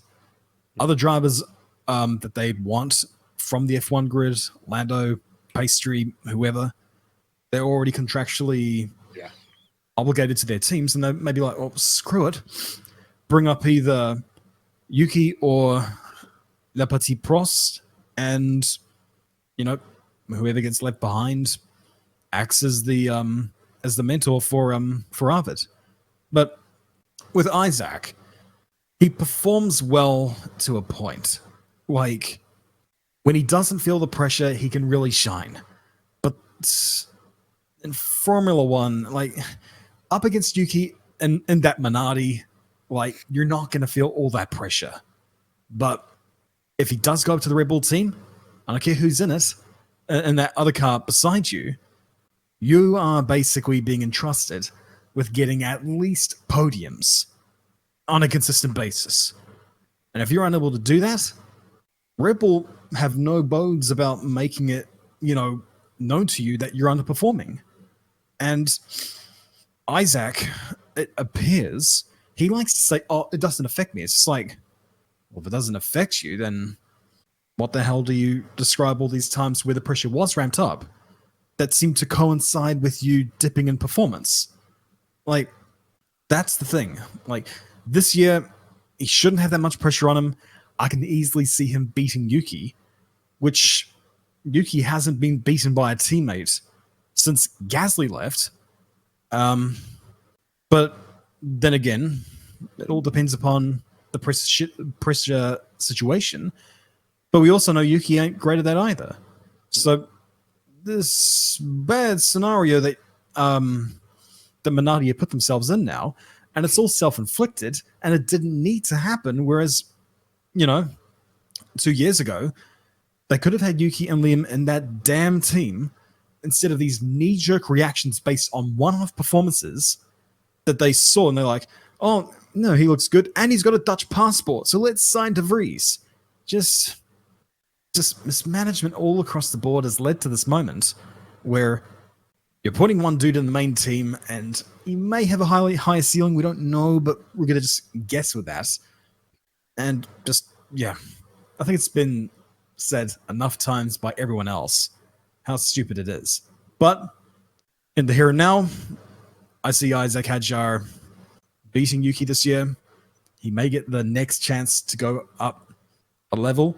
From there, he seems recalcitrant to make good on self-improvements, and if that is the case, he'll flounder from there. I tend to agree with most of that.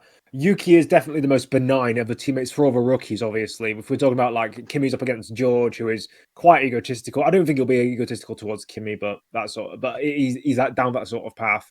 You've got obviously Verstappen. Yeah, he's really nice. He's a really nice guy, both on and off track. I'm trying to think. Who we got? We got Ocon. Yeah. He's really nice with his teammates. Hülkenberg will be nice to Bortoletto because he gets on with everyone, it seems. And then so you've got Yuki, and Yuki's definitely the most benign and the most accepting. I wouldn't be surprised if Hadjar was a lot quicker than Yuki and outperformed him overall. But yeah, it will just be based on his pressure. And if for example, if there is a chance of let's say Lawson does awfully and there's a chance of a mid-season switch, Hadjar, I think, would just genuinely crumble because it would be pressure. If you can stop performing well in the next couple of races, we could see a swap. And he's just so temperamental. That's the problem with him. If he was to park his ego for 1 second, he'd realise that it's not all about him, and sometimes things don't go your way, and that's part of what being a good Formula One driver is, and being good at choosing your battles. That's why guys like Alonso has all the driving talent in the world. We all know that in terms of driving talent, he equals or betters guys like in terms of raw pace and raw talent. He equals guys like Hamilton and Raikkonen from the past. But it was his mentality and it was his decision making that destroyed any chance he had of a long and successful career like those guys. I know he's had a long and successful career, nonetheless. 2 championships in 20 years in the sport isn't nothing to scoff at. But I have a feeling that I don't think Hadjar's good enough, first of all, to get 2 championships in 20 years in Formula One. I think he'll be done within 5. Because when you look at the other guys who've come through the ranks, you looked at Piastri and you saw he dominated Formula 2. You looked at guys like Russell. He didn't dominate, but he had a very, very strong field to go up against. Like Hadjar, I know Bortoletto's also in Formula 1, so we'll see how he does against Hülkenberg. But they weren't miles ahead of the rest of the field. There were other guys that were in the mix. Paul Aron, yes, I know they had temperamental engines and stuff in Formula 2. They had other guys fighting for wins on a consistent basis. Behrman, Antonelli, when Prema decided to stop being shit for every now and again. Kimi was popping up in the wet and Ollie was popping up in the sprint races. They had so many, it wasn't like it was the Bortoletto and Hadjar show, which is why, although I rate Bortoletto because he seems to be more reserved and he seems like he has a lot more room to grow, I think Hadjar's sharpness and his abrasiveness will bring him down unless he can, in the future, decide, you know what, maybe I'm not the only person that exists in this world and maybe I should stop being entitled.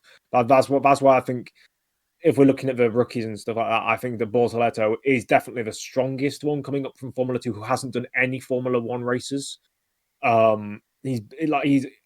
I think because he's not got the pressure that Antonelli has and he's not got the ego that Hadjar has. So, yeah. Well, it seems the only thing about RB or whatever their name is, I forgot they existed until we mentioned them. The only thing we're talking about with them is their driver lineup and whether they're not going to the Red Bull or not. Speaks volumes about how much of a nothing team it is. But yeah. Let's move on. Actually, we haven't. There's one aspect of Minardi we haven't talked about. Lauren Mackey's. What do we think of him as a team principal? Yeah, decent. That's about it. Okay, let's move. Yeah, done. What's next? Williams would be next. Yeah, they're on the up. They are on the up. they're on the up. I don't think they're as much on the up as like Haas, but they're doing better. People are really hyping up James Vowles when he got to Williams a little too much, but he is still a good team principal, I think. He's just not like this Venom who's going to take them to consistent podiums again. I don't think they're going to be best the rest. I think they'll be Haas, but I think they will probably be best the rest in 2026. Best case scenario for them. As far as their driver lineup, this is Albon's make or break. Probably even more so than 2020, shockingly. And yeah, I think they're okay. Yeah, I tend to agree with that for the most part. I mean, Albon, how many chances this guy had? He wouldn't even been in Formula One if it wasn't for what happened with Toro Rosso at the end of 2018. He was bound for a Formula E seat. I mean, come on. He gets that. He goes up to Red Bull. I will always maintain they should have taken Kvyat over Albon, regardless of the tensions with Max, because Kvyat was just a more experienced driver who'd been at Red Bull before, had shown more pace in the first half of 2019, and unless Max directly vetoed it, it was always a better option to take Kvyat. And then he falls out at the end of 2020. Looks like his Formula One career is in the doldrums because he takes a season out. And when you take a season out in modern day Formula One, there's no chance you're going to get, or there's not no chance, but there's a very small chance you're going to get back in. Only Ocon, really, and maybe Magnussen, because of the whole Mazepin situation, got back in. And then he goes to Williams, and people are like, you know what? He's doing really well. He's bringing Williams into all these good positions again, and Latifi and Sargent aren't. But then you realise when Colapinto comes in that maybe Latifi and Sargent were a lot worse than we initially thought. And then, like, he's been given kind of a third chance here that he wasn't replaced by Colapinto. And yeah, saying it's his make or break is undoubtedly is even an understatement. If he doesn't perform against Sainz, I think his career could be over either at the end of the year or he could quietly disappear from the grid within another couple of seasons, because this is a man, we talked about Hadjar being mentally weak, we talked about other drivers being mentally weak. Albon still has the mentality of a rookie, despite having 5-6 seasons in Formula One. Oh, they raced me too hard. I know that was in 2020, but why is Franco sending dives at the inside? It was a legitimate move on the first lap. Come on, stop acting like, if you were, let's say, a lead driver like a Verstappen in a Red Bull, and you'd usually be a million miles up the road and a driver's getting in the way of your progress and it's obvious that you're going to do better than them, fair enough, complain about a driver who wants to have like a highlights reel moment just because they want to be a smart ass. Fair enough, complain. But Albon, like the fact that either Colapinto is this unfounded great future champion that we just completely went under the radar in Formula 2, or Albon just isn't as good as isn't as good as anyone considered from 2022 and 23. I wholeheartedly believe that Albon, he's not a bad driver. He's not on the same level as other guys who have fizzled out in the past few years, your Zhous, your Magnussens, or as mediocre as those guys, but he's most certainly not as good as the kind of the upper midfield guys, the guys who filled the kind of Brundle and Alboreto role, the Ocons, Gasly's, Hülkenberg's even, you could argue. But he's not on the same level as those guys, and that's the problem. He will be the weakest link in that team, and I think Williams will be begging to get Colapinto back, not just because he will be the better driver, but because, as I said, I've talked about the Spanish markets, and the Spanish-speaking markets are massive in modern-day Formula 1. If you can monopolize that market, it will just be a free money train for you. And Albon got a second chance to get into Formula One in the first place with the Red Bull Junior team. He got a third chance by getting into that Red Bull team over Kvyat, and he got a fourth chance by getting a lifeline at Williams, and then he got a fifth chance by getting in by not being replaced by Colapinto. This guy can't keep getting away with this. It's like that meme. You just can't keep getting away with this, and eventually he's going to run out of chances, and eventually he's just going to fizzle out and be average at best, and people are going to look back and go, "Yeah, he was a driver who existed," and that's it. I've always been a fan of South Americans at Williams. Yeah, Montoya. My brain just gone blank. Maldonado, Reutemann, yeah, EK. yeah, Yeah. There's a lot of them actually, haven't they? yeah. Yeah. Oh, Massa as well, of course. Oh yeah, so forgettable. Yeah. Pitsonia was a South American who drove for Williams. Oh yeah, he was there. How could we forget? Yes. The I think legend, the legend Williams himself. I think they're like Haas, except they are burned even a little bit more by the past from their technological issues. I think Williams just needs to get another year under the belt of just being operationally and technically competent. Take that into 2026 the best they can. Be the best after Haas and prepare for 2026. Just like their rap sheet. And as far as the drivers, like I said, Albon's making break. Sainz has an opportunity to take a team lead away from a driver. If he doesn't, kind of failure on Sainz, but I think he will. So we'll see. And then I could see a mid-season sack for Albon. That would be a good prediction if Albon gets sacked mid-season. He got brought in mid-season at Toro Rosso, and not Toro Rosso, sorry, at Red Bull, and he's going to go out in a mid-season. That's a very interesting way to look at it. That, let's say, instead of Doohan being the one that gets replaced with Colapinto, it's Albon. That would be a very strange way to look at things, but it could happen. It's possible. I am looking. It's possible. I'm looking forward to seeing. I got it. It's possible. I don't think it's as likely as Doohan leaving, but just keep in mind, Albon also just bring money. Like, it's very rich ties in Formula One, but it's possible. We'll see. I mean, I am looking forward to seeing Sainz shit all over Albon. I think that's going to be fun. Even if it's like, well, what does that? Yeah, even if it's like, what does that say about Sargent and Latifi? Yes. To then see Albon, everyone was like last year because of that one double overtake. It was like, oh my god, Albon's like a generational talent. Like, no, whatever. How many championships? It's like I've always seen right through him because he crashed just as much as Sargent did, but he, sometimes scored points, so it was okay. Yeah. That's William. We talked all about Albon. How do we think that, for example, Sainz is going to do? Is he going to get, for example, a podium? Is he going to get maybe some top fives, or is he going to be like what Maldonado was to that team, just without the retirements? Because I think that he could do that. If he gets a podium, it's only because in like some nutty race like with Sao Paulo last year or something, it wouldn't be on pace. But yeah, James Vowles is looking forward to this. He's like, oh my god, he's my like messiah. We can build the team around this, and he's going to drag us out of obscurity or whatever. But like he's going to leave as soon as a better opportunity comes up. Like he's going to make this work while he's there because he has to. But as soon as a better offer comes up, he's gone. Like he's not staying with them. Unless it's not the team again. Yeah, it's just that this is not, now with the Williams family gone, this is not the same kind of Williams that can garner that same like respect and loyalty. Yeah, because there's nothing left except for the factory and Windows XP from the old team. Does Pat Fry still work there? Isn't he a no? What's the other one? Patrick Head he's a consultant, isn't he, with them? So that's but he's not formally involved. Yeah. It's just because everyone's like 60 or 70 years old and they're either dead or very, very old. But I feel like even if there's an opportunity, I would love to see the Williams family actually take back control of the team. But even if it's Claire running it, it's like it would be nice to have it become the family team again.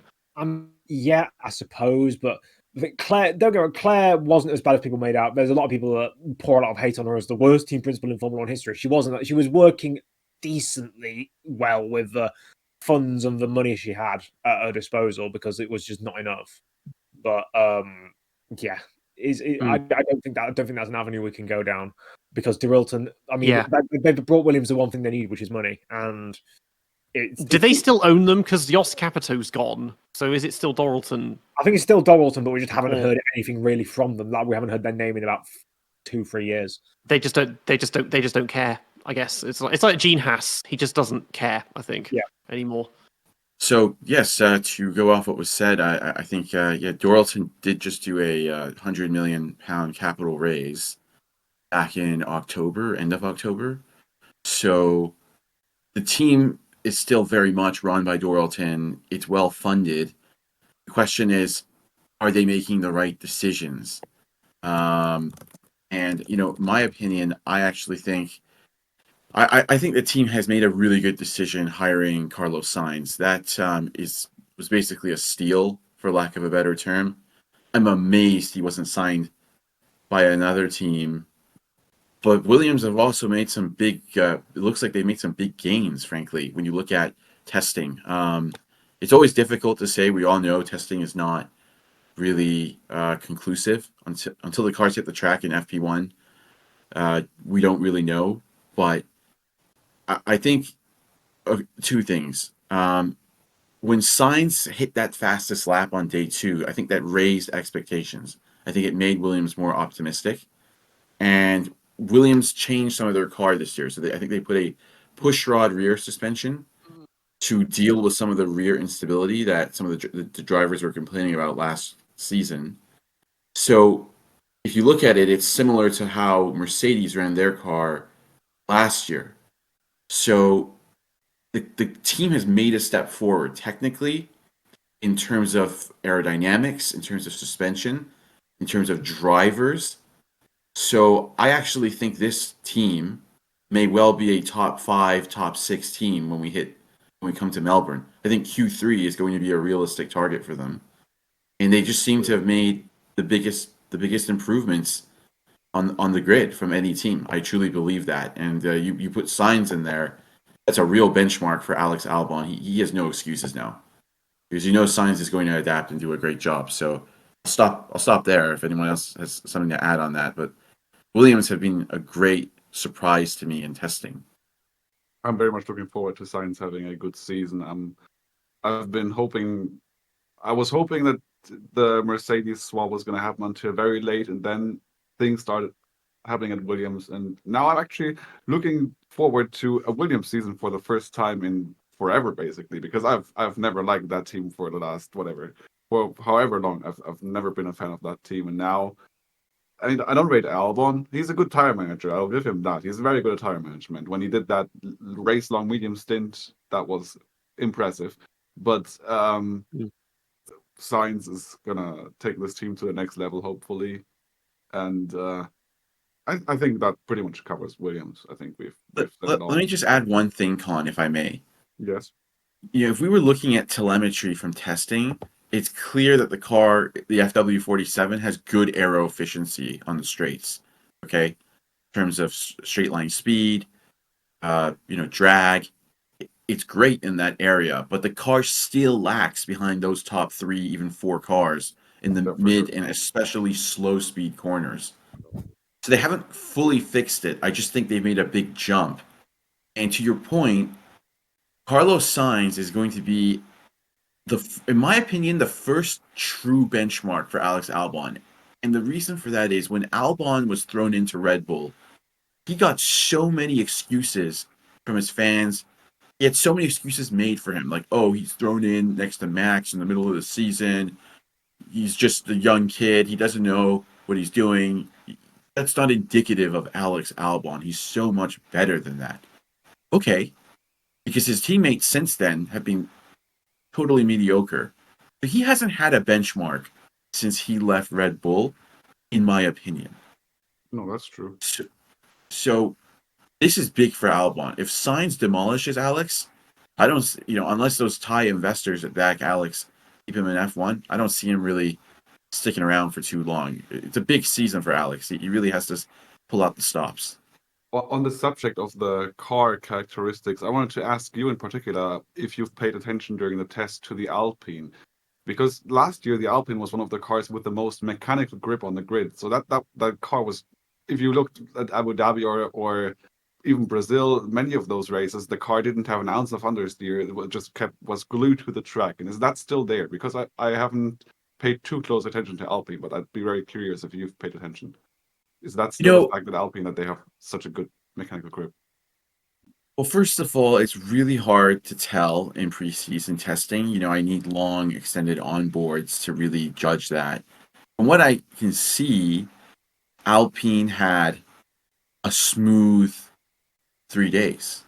Okay, I mean, that team, remember that one year, I think it was 2023, where they barely did any laps, and everybody thought, oh, they're sandbagging, but really it was just that their car was unreliable. They had no idea what they're doing. This looked completely different. This looked like a very solid, well put together operation. I don't want to say it's the Flavio effect because I don't approve of some of his methods, but they look smooth. They've just hired Dave Greenwood. Dave Greenwood is a brilliant engineer. He was a race engineer for many years to many worlds, like Fernando Alonso, Kimi Raikkonen at Ferrari for a while. He's top notch, and he's become, if I'm not mistaken, Dave is now their chief of I think racing director, their official, he's the racing director for Alpine now. He just joined a few weeks ago. And if I look at the driver's comments, from what I saw, Gasly was saying that the car actually felt better and in a stronger position than it did at the beginning of last year at the same time. Well, that yeah. So of to course, was a answer back your marker. Yeah. Yes. Yeah, but to answer your question, that entails car handling. Mhm. So it suggests to me that that team still has a very good, chassis mechanical grip. The question is, Con, how much have the others gained in relative to Alpine? It's really tough to say because Williams made some big gains.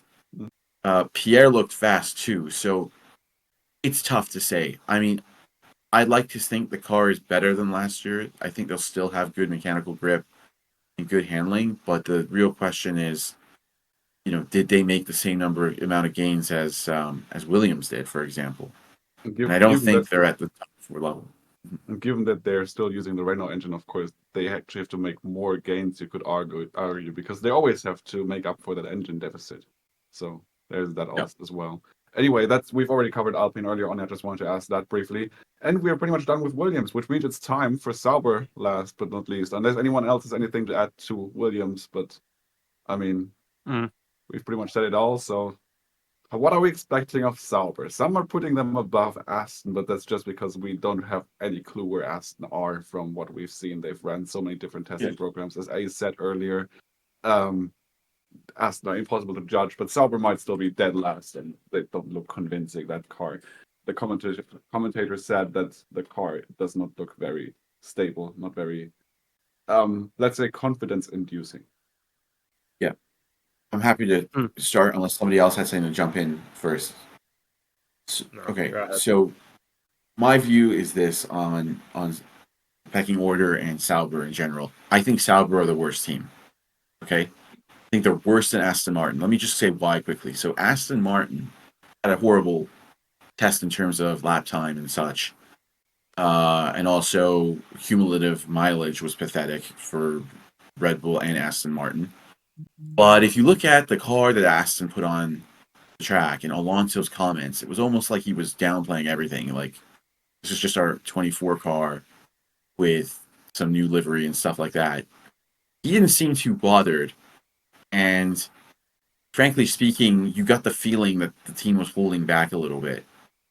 The key here is this. When I look at Aston Martin, I look at Sauber, and I look at Sauber's pace, both in single laps and long runs, they were just bottom of the barrel in any condition, any scenario, simulation.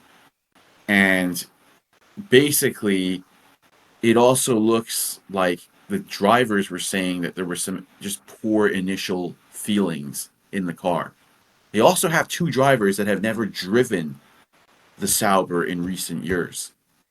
So this is a disaster, in my opinion, for Sauber because Bortoletto's race simulation had the worst average pace of the 6 drivers that completed a sim that day. Hulkenberg doesn't have a reference, really, because he only knows how this year's Sauber feels like. He doesn't know how Sauber last year or the year before does. Not only is the car poor, they don't have that continuity that breeds success and helps develop the car. At least Aston have Alonso, who has been there for such a long time, in comparison to the 2 Sauber drivers in the same team. So, Yeah. Sauber's bottom of the barrel. Horrific. Kick Sauber. I made this joke about a year ago. Kick him off the grid. Get Audi in as soon as possible because it just looks like they're going through the motions right now. Really pathetic, in my opinion, but we'll see. Oh, I agree with Ciaron here, and I guess I'll reiterate what I said about Sauber in the 2024 season review. They're not very confidence-inspiring, and if you're Audi, you have to be very nervous about the team you're getting. If you're a big group like Volkswagen Group, and you're making such a big investment in F1, you want to win.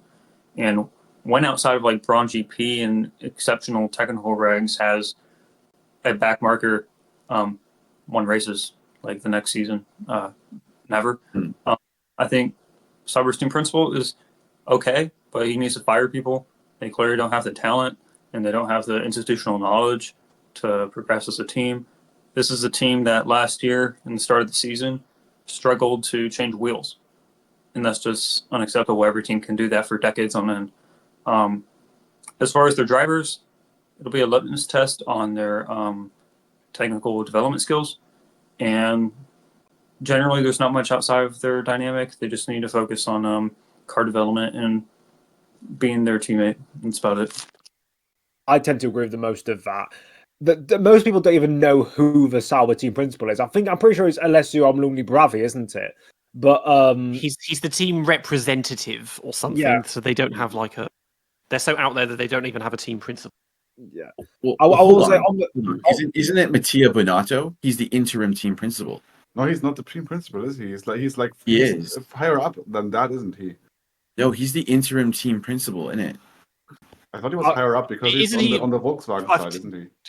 Didn't he No, just I'm take not- over from Steedle, like the guy that runs around Europe trying to find people to work for? I think he's a CEO of some sort of thing. Yeah. We can check it right now. I'm 100% sure he's the interim team principal or the We know team chief. about He hasn't know- been. He is, I don't yeah. think he's been on the pit wall in recent races. While Karen fact checks, I'll just continue with my point. I mean, Hulkenberg is a very good car developer. We know that he's good at developing lower midfield to midfield cars. Obviously, they're not lower midfield. We consider them back markers now, but he's good at developing cars. He's got nearly 15 years worth of full-time race experience, and he knows what he's doing when it comes to car development. And he's very knowledgeable. And he's just a very solid driver that you can depend on to just do a decent job and do 95% of a job that a generational world-class talent would do. Bortoletto on the obviously, he's going to be a case of how quickly he adapts and how quickly he improves. We talked about like the benignness and the fortitude of the teammates that the rookies are going up against. He's definitely got, I think, the second easiest one to not to go up against in terms of performance, but in terms of like I can see Hulkenberg actively working with Bortoletto and being like, "This is how you do this." He's not going to be like because I don't see George doing that as much to Kimi. I don't see Ocon doing that as much to Behrman. I think that those lot, Ocon especially, is going to be challenged off the bat. I think that Hulkenberg has been more willing to be a team player because, well, they're last and they're going to be fighting over P19 and 20. No one really cares. I think that overall, obviously, they don't have a recent experience, which someone like Bottas would have brought. But then again, Bottas was just so nothing and middling and boring that wouldn't have been a sustainable option. That it was right to go for a completely new driver lineup. Maybe Bottas could have stayed on as like an ambassadorial role, so he could have helped with that sort of stuff. But then again, it's just meaningless. He would have much rather taken that Mercedes seat in the reserve option. I don't think they're going anywhere. I think they are just basically getting one last cash out before the Audi sale. That's why they've taken Stake on as a sponsor. That's why they're just piddling around at the back. They're not actually bothered about results. They're just bothered about the last bit of money they can drain from his operation. Whether Audi are going to come in and do amazingly is another thing. I don't think Audi have done enough, frankly. When it was like 2022, when it was announced that they were doing something, and then they were buying it out, and they've done nothing. They've not invested anything. They've not done anything big in terms of moves. They've not said, "Oh, look, we're Audi. We're coming into Formula One." Andretti have done more, and they aren't even in Formula One at this point. They're going to come in at the same point as Audi realistically, but like Andretti are far more equipped, far better, ready and more prepared for this new technical regulation set. Either Sauber are resting on some very, very, very, very big laurels, and we're going to see we're going to see them vault into the midfield next year, or they're just going to piddle around at the back for another few years, and it's going to be pathetic.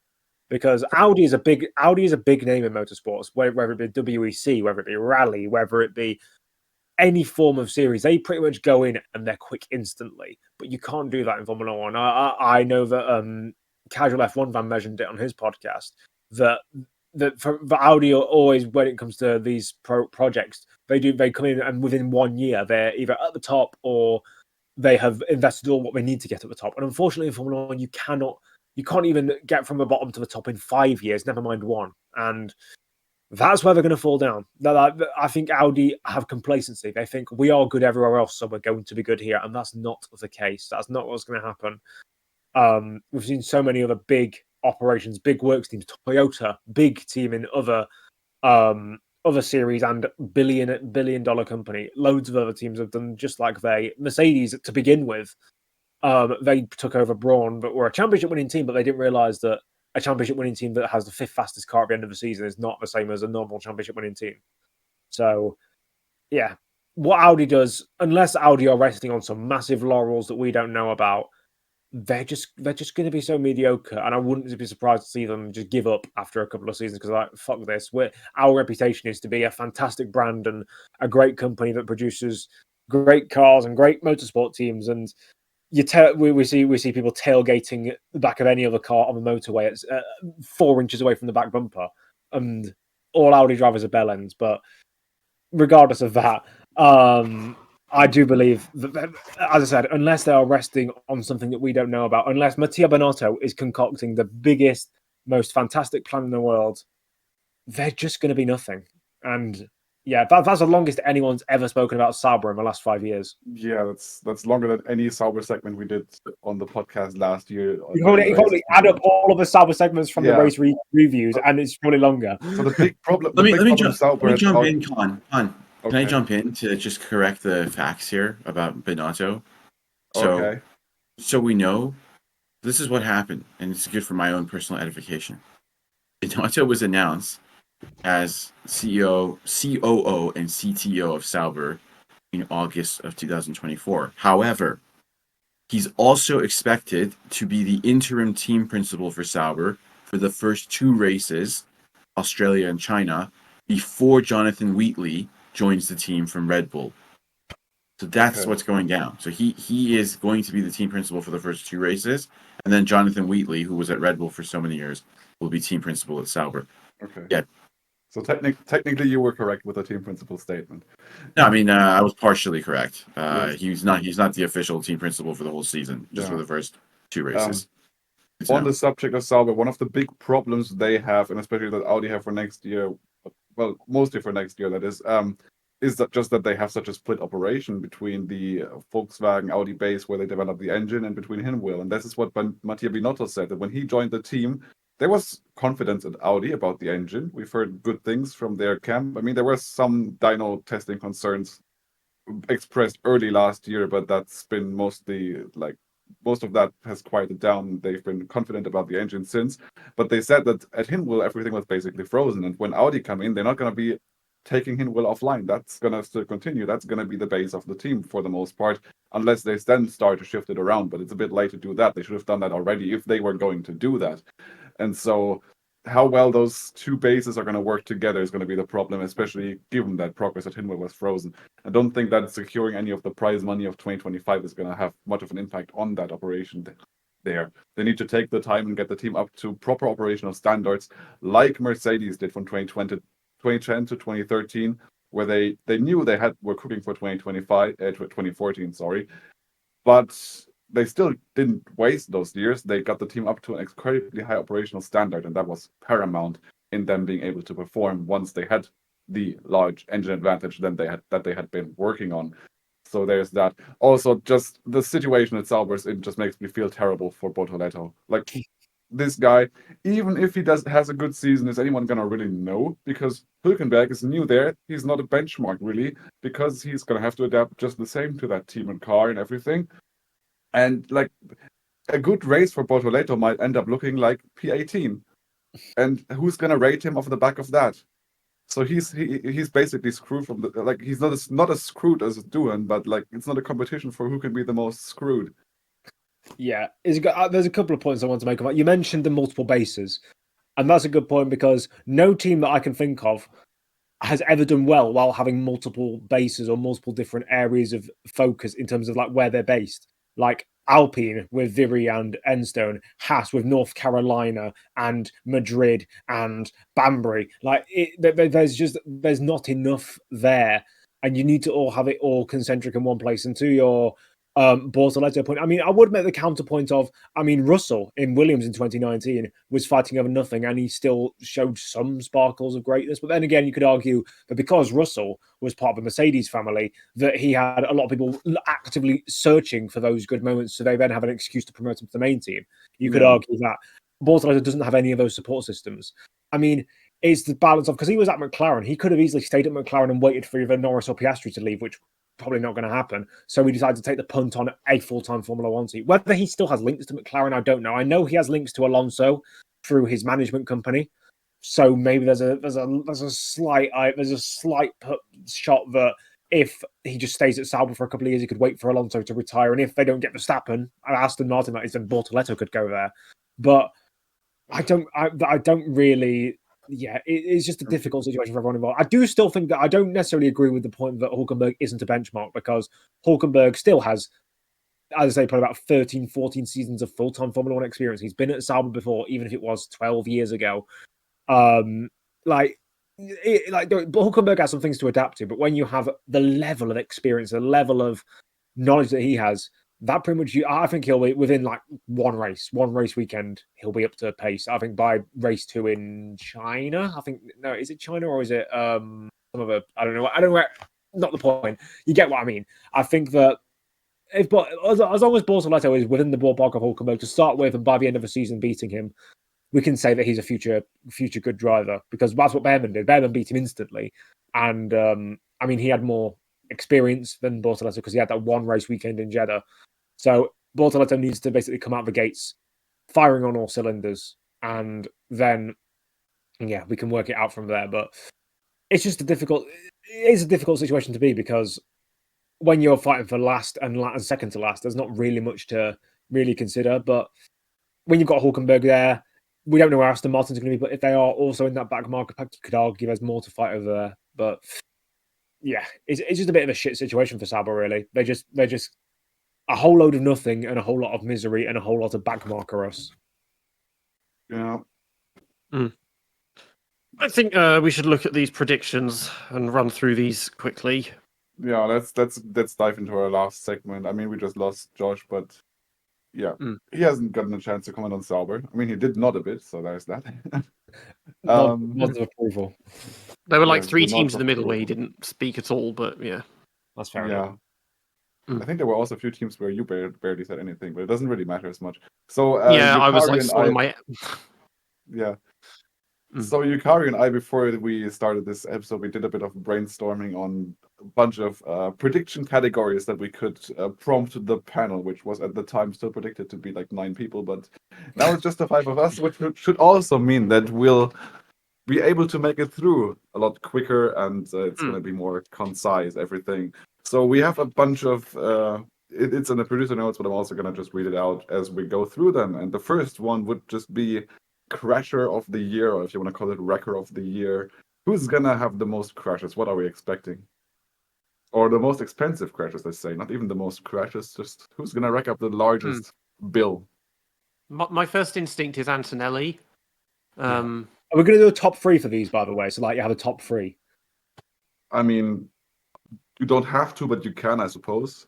It's only really about the main prediction, but I mean, you can give your thoughts and reflections, and then pick a candidate for the spot of, in this case, the biggest disgrace.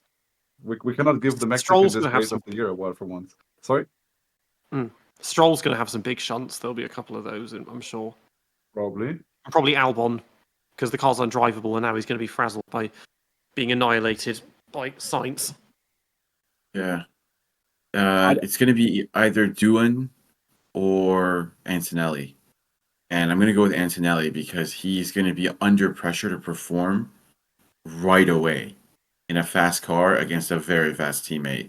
And he's 18, 19 years old. Bad combination. So, yeah, I'll go with Antonelli. I'll go with Antonelli, Hadjar Doohan, in that order.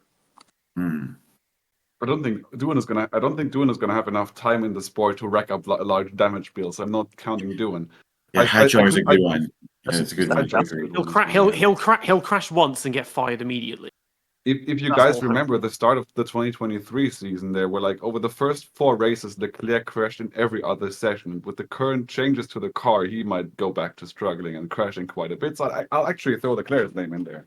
Like Antonelli, Hadjar, Leclerc. What's your thoughts, Peter? Hadjar's got to change his attitude a little bit. He's just looking at clips of him in GP2 or sorry, Formula 3 Formula 2. You nearly said Formula Um, 3000 then, didn't you? let's say Formula 2. See what era I'm living in. Not Yeah, Alonso. Formula 2. Sorry about that. It's Formula 2. Yeah, he definitely loses his temper almost habitually, just about things that just don't matter. And that's going to result in crashes in F1 for sure. I've seen that before with drivers who don't have their emotions under control. They crash at this I level. agree. So That's why I put him in Oh, are number you two. talking about Leclerc or Hadjar? Hadjar, not. Why I'm did gonna I hear you say Leclerc? probably just. I don't know why. I don't know. Maybe you're hungry. And I swear I heard Leclerc, and I was like, why are we talking about Leclerc? And what? I I was think talking about Leclerc. Khan said Leclerc, and I disagree with Khan Yeah. on that. But I think it's a very interesting point of view because yeah, he might. And we know Leclerc's very emotional. I just think Leclerc has so much comfort with the car, so I don't see him making those mistakes. But With last year's, yeah, but they changed so much about the car, Yeah, and that's a he good point. can't handle a weak front end. So True. he's struggled massively when the front didn't follow his demands. Let's just say. Yeah. Okay. Fair. I Has think, everyone given their predictions? I think no, I haven't. For me, I think Antonelli is up there, Hadjar's up there, Stroll's up there. I don't think Doohan should be in the question because not only is he not going to be there for the full season, I don't think, or even if he is there for the full season, he was a very conservative driver. You look at Abu Dhabi, he wasn't. He never. There was no. The one thing I'll give him is that he didn't make a mistake. Maybe he was told to not make mistakes, but he was 7 tenths off in qualifying, miles behind in the race, but he didn't make a single actual spin or crash. So I think that he won't be on the, even if he ever does see out the full season, I don't think he's going to be on the top crashes list. I just think he'll be millions of thousands of years off the pace. Hadjar's definitely a candidate, but I'm going to go with Antonelli. I think that the pressure cooker of that environment will work against him. I don't think it'll necessarily be throughout the season. I think he'll have like 1 or 2, maybe 3 big crashes at the start of the year, but then he'll tail off towards the end. Whereas someone like Hadjar would just rack up throughout the year because I think he'd be too naive to think that it's not his fault or something like that. I think that wraps up the first category of the predictions. So the second one is going to be one that we'll probably all agree on who's going to win this, but let's find out anyway. Quali Merchant of the Year. Who's going to be the best qualifier relative to their car? Who's going to get the most pole positions potentially? Like, there's multiple ways to interpret this. Yeah. Mm. So I think it's going to be. So you mentioned something earlier, Con, how the Ferrari cars changed and Leclerc had some issues. So let's say that continues. I'm going to make an educated guess that Mercedes have not changed their car to the same extent, and George Russell is very comfortable with his car. So I'm actually going to go ahead and say George Russell is going to be the guy that just totally sets the benchmark in terms of consistent qualifying. He's going to obliterate Antonelli in that regard in the first year. And I think he's as good, if not better, than Max over 1 lap. He's certainly not as good as Max in the races or wheel to wheel, but I think George is going to be the benchmark. And you'll have Max, Lando, Charles, Lewis in close company. But George will be the qualifying benchmark relative to his car, in my opinion. I think I've got a bit of a dark horse here. A driver who he'll often pull out these performances where you're like, where on earth did that lap come from? And that's Nico Hulkenberg. I think that he could pull out like 1 or 2. I don't think he'll necessarily be great in qualifying and bad in the races, which is more what this kind of thing is. But with the way we're looking, if we're suggesting George could be in this because he's really good in qualifying, he's still very good in the races, George is. If we're talking about the deficit only, it's obviously not George or Hulkenberg. But in terms of someone who could pull out the odd qualifying performance, Hulkenberg is perfect at that. He did it at Canada a couple of years ago. He's done it several times, like Brazil 2010. I know that was more situational than anything else, but he's had so many over the years. He has so many like odd where he puts like a Haas or a Haas or a Force India in the top on the front row or in the top 4 positions. You're like, where on earth did that come from? He's up there. I think Leclerc is also an obvious pick. Like however many pole positions he has and however many wins he has, although not always his fault, you can argue almost inarguably that he has one of the better qualifiers, but one of the less good racers. Norris is also a good candidate for that. We kind of forgot about him because he's expected to take all of the pole positions this year, and he might bottle a few races. But yeah, it's a tough one. I'd go with Norris. Sorry, you could talk, Kyron. No, I didn't say anything. Go ahead, Yukari.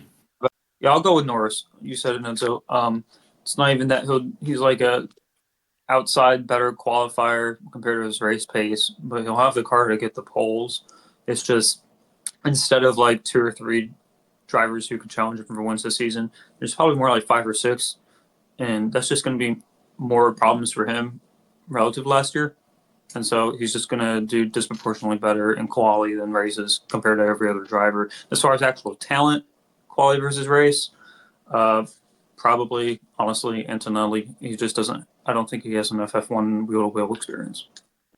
Okay, I just want to jump in quickly because I misunderstood the term qualifying merchant. I just thought someone who's going to be phenomenal in quali.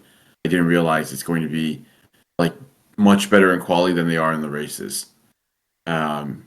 So I would change my response and also agree with Yukari. It'll probably be Antonelli in that regard because he has to learn how to manage a race and he'll have one lap speed eventually, but it'll take him time to learn the other things. So I just wanted to clarify that. If that's what we're talking about, then I changed my answer to Antonelli. If it's just who's going to be the best qualifier, I think it's going to be George Russell.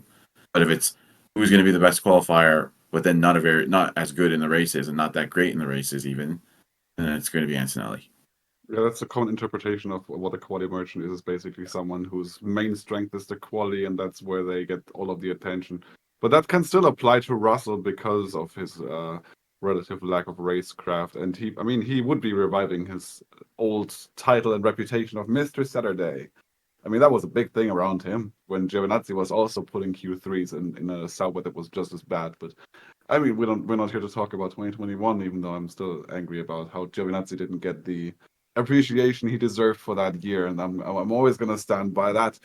My pick What would a be poll Leclerc. by Giovinazzi in Qatar a few days ago or whatever, a few weeks ago, a Oh week yeah, ago or so. amazing.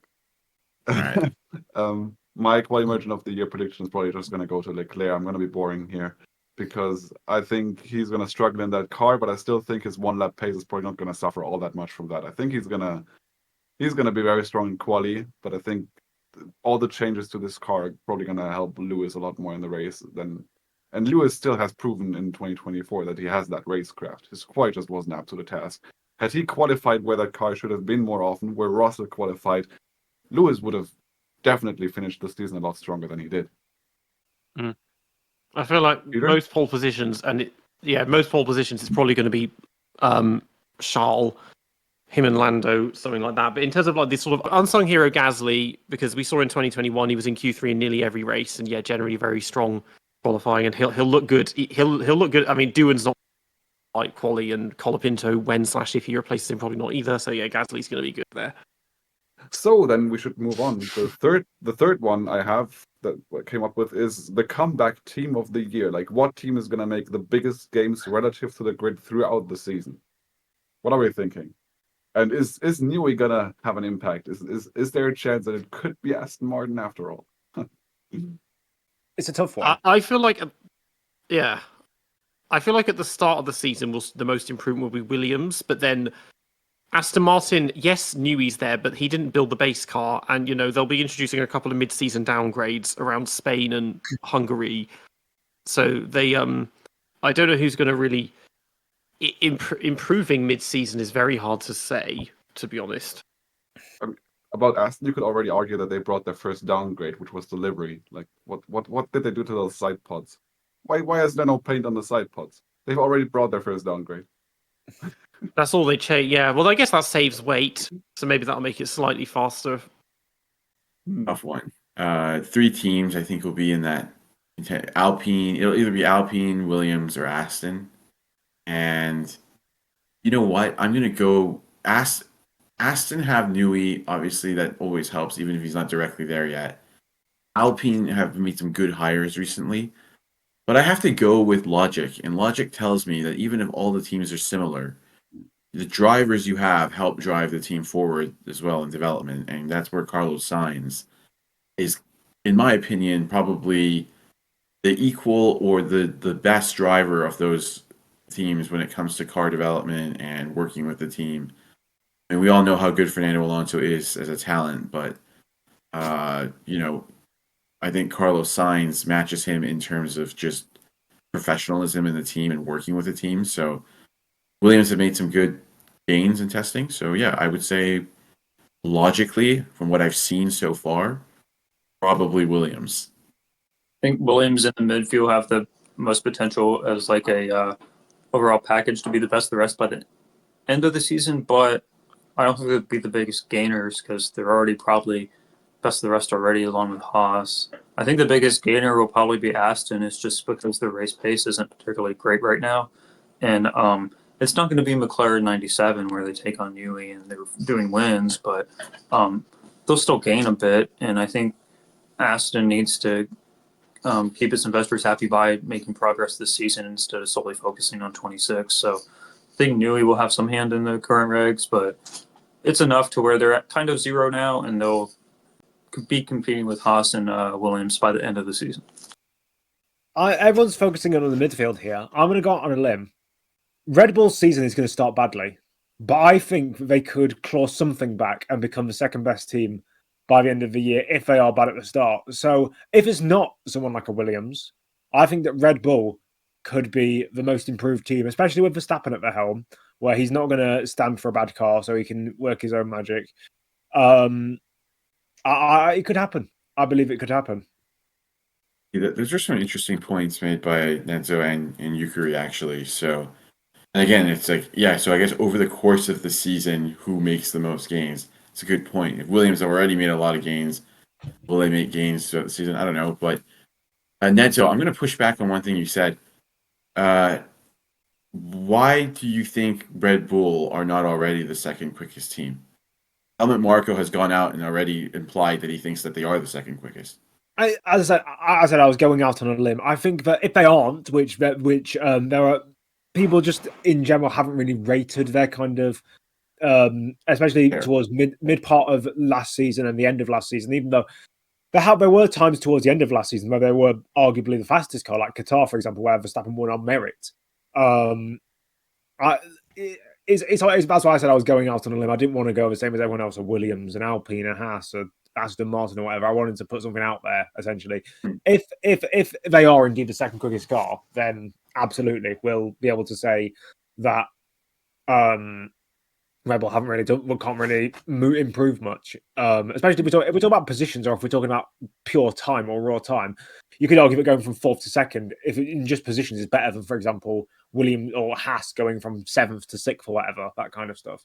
That's why I just want it to be different, not because I entirely believed it was going to happen. That makes sense. Makes sense. Okay. Yeah, it's interesting for sure. I think it's weird, right? Because in the end of these this is the last year of the regulations before the big change. So teams usually converge in these regulations too, and there's not as much room, I feel, because teams will probably not develop their cars the whole way through the season, unless this is an all-time super tight championship. So it may just be that the positions we see at the beginning of the season are what we see at the end, because nobody's going to waste time developing their car this year when there's such a big regulation shift next year. I mean, you could argue that too, that there just won't be that many changes because teams won't see the benefit of doing that. Yeah. Yeah. Peter, your prediction? What most improved team? Was it? Oh, well, didn't I say comeback team of the year? Well, I said I'll comeback team of the year. Yeah, probably Red Bull, to be honest. I feel like the others don't really have. It's hard. Well, the ones that we feel like are going to flop, there's little room for them to get better because they're the midfield teams. But yeah, Red Bull has that capability in them, I think. So if you guys have said Williams, Aston, and Red Bull, I'm going to say Sauber, and I'm going to explain it like this. Sauber are going to start off the year about 1.5 seconds off the pace. And they're going to finish the year in last. But if they gain 6/10, which would be the biggest gain of any team probably, they'll still be last, but they'll be 9/10 of the pace. And that, as such, Sauber might be making the biggest gains. If they properly invest now, and if Audi step up to the plate, and if Binotto's leadership starts having an impact, if Jonathan Wheatley is going to start having an impact, Sauber might end up making the most gains this year. There's a certain logic to this. Do I believe I in might it? just leave I don't just want to say Williams because I mean I think it's going to be Carlos Sainz who has the biggest impact. But I mean Sauber, you could make an argument. I might just leave the call now. To be honest, that's a good place to end. No, yeah, that's an interesting take. I don't necessarily fully agree with it, but it's an interesting one nonetheless. Has anyone got anything else to add? What about Hesketh? No, I'm kidding. I mean, I think at the end of the day, I think seriously, no, I mean, all these are valid, right? It's so tough to say, honestly. So, I don't have any hope for Sauber. He just looks like a joke until Audi, shows up. So, yeah. Yeah. Um, Our next category. Sorry, Peter. No, I was going to say it's because they're the slowest, they have the most room for improvement. That's basically my argument. Yeah. So the Yeah. next category is teammate destroyer of the year. Who's going to beat their teammate by the biggest margin, and also is anyone going to beat more than one teammate? Verstappen. So you think Verstappen is going to beat more than one teammate, or just the biggest No, margin? no. I think he's going to beat the biggest margin. I don't think he's going to have two teammates, but I think he's going to beat the biggest margin. okay. Contrarian approach, Gasly, because he has a rookie Yeah. right now in Doohan, and then the next driver will come in having to adapt to the car. So I'm going to go with Gasly by a small margin over Max. Yeah, Gasly will have two teammates to destroy, so he'll have that at least. Maybe it's the biggest margin, I don't know, but yeah. The only way I could counteract that is because obviously we know what level Verstappen's at and we know what level Lawson's at, and I think we can all agree that he's going to probably score about double, maybe the amount of points that he's got. But the thing is, it depends when Doohan gets fired, or if he gets fired. Well, if Doohan does the entire season, I agree that Gasly's the gap between Gasly and Doohan is bigger than the gap between Verstappen and Lawson. But if we do have a mid-season replacement, I think that if Colapinto hops in that car in race 6, I believe the gap between Gasly and Colapinto is a lot smaller than the gap between Verstappen and Lawson. Therefore, obviously, we'd have to go on percentage of points because obviously, if we do actual points, like if Verstappen gets 400 and Lawson gets 200 and Gasly gets 50 and Doohan gets 1, it's not as big number. But percentage-wise, I believe that because Colapinto is closer to Gasly than Lawson is to Verstappen, I believe that that's less credible, especially if Doohan does leave early in the season. But if Doohan either sees out the season or goes until halfway, I can see that happening, and I can see Gasly being the bigger teammate destroyer. Probably just on pace, Gasly Doohan, but as far as results, Max Lawson, just because there's more point differential at the top podium places and such. But I think Lawson will still do better than Gasly and Albon did against Verstappen. Yeah. One thing I would also just like to point out is we could take a liberal meaning to the name of teammate destroyer, because Ocon has a very good record of destroying, of crashing into his teammates. So maybe we could argue that Ocon would be a teammate destroyer in another way. True, for sure. I mean, in that case, I think it's RB that's going to be crashing into each other. Oh yeah, terrorism central. Yeah, the headquarters of Al Qaeda. I think so too. I think Sonoda and Hadjar is a bad mix. I mean, those two going into a corner, I don't want to know who lifts first because I think they'll both be off the track. So, yeah, that could be our new Maldonado and Grosjean partnership as far as I'm concerned. It could be the new comedy relief hour, because I just, like, that team has two hotheads. They just love yelling on the radio when things go wrong. So, yeah, that's going to end badly, in my opinion. And I don't see them as getting along either. RB needs to build a surplus of chassis for each race because they'll need them. And assign a counsellor to both the race engineers. Williams has Albon, so Williams needs to build more chassis too. True, yeah. My pick for teammate destroyer of the year is, since you guys already said most of the interesting ones, I'm just going to have to say Sainz. Because we saw how Albon stacks up to Colapinto, and I don't think that Colapinto is that huge of a talent. I think he's very talented. I think he's going to make quite an impact once he enters F1. But I think Sainz is going to wipe the floor with Albon, especially after he was already the considerably faster driver in preseason testing. Like most of the early predictions I saw on the Discord servers and everything saw Sainz go through an adaptation. Through a period first of adapting to the car and to the team and everything, and where Albon would be ahead because he has a head start at the team. But Sainz appears to already be comfortably ahead of Albon, and I think that's gonna probably increase because I don't Albon. Where's Albon gonna go from here? Like Sainz has improved massively over his season at Ferrari, in my opinion. I think he ended 2024. I've seen a race pace model. Wiggy shared this, where he is slightly ahead on Leclerc on average on race pace across the season, and that wasn't the case in his previous years there. So he's improved a lot at Ferrari, and he's going to keep improving at Williams. And I don't think Albon has much more upward trajectory in him. I don't think he's developed much as a driver over the last 3 years anymore. So yeah, my pick is going to be Sainz. Does anyone want to comment on that, or should we move on? No, I think we should move on. I mean, the only other one I was going to say is that it doesn't need mentioning because it's a given, but Alonso Stroll. Not even a Yeah, teammate probably. partnership. Let's be real. It's just like some kind of a corporate setup for marketing, and one of the drivers happens to be a two-time world champ. I don't even. You're right. We don't even consider that. So, Yeah. but that's on the list It's less too. teammate. It's less teammate destroyer and more just like teammate vaporizer. In that case, Yeah, always has been though for the longest time. yeah. Let's move on. This next one is a super obvious one, and it's one that both Yukari and I came up with. Rookie of the Year. And Alonso doesn't count. Well, this is the annoying thing is they keep saying there's 6 rookies. It's like, no, let's be honest. The autistic take is that there's 3 rookies because there are only 3 that have never done a race before, Mhm. and I think only one of those 3 has never even done a Grand Prix weekend as well.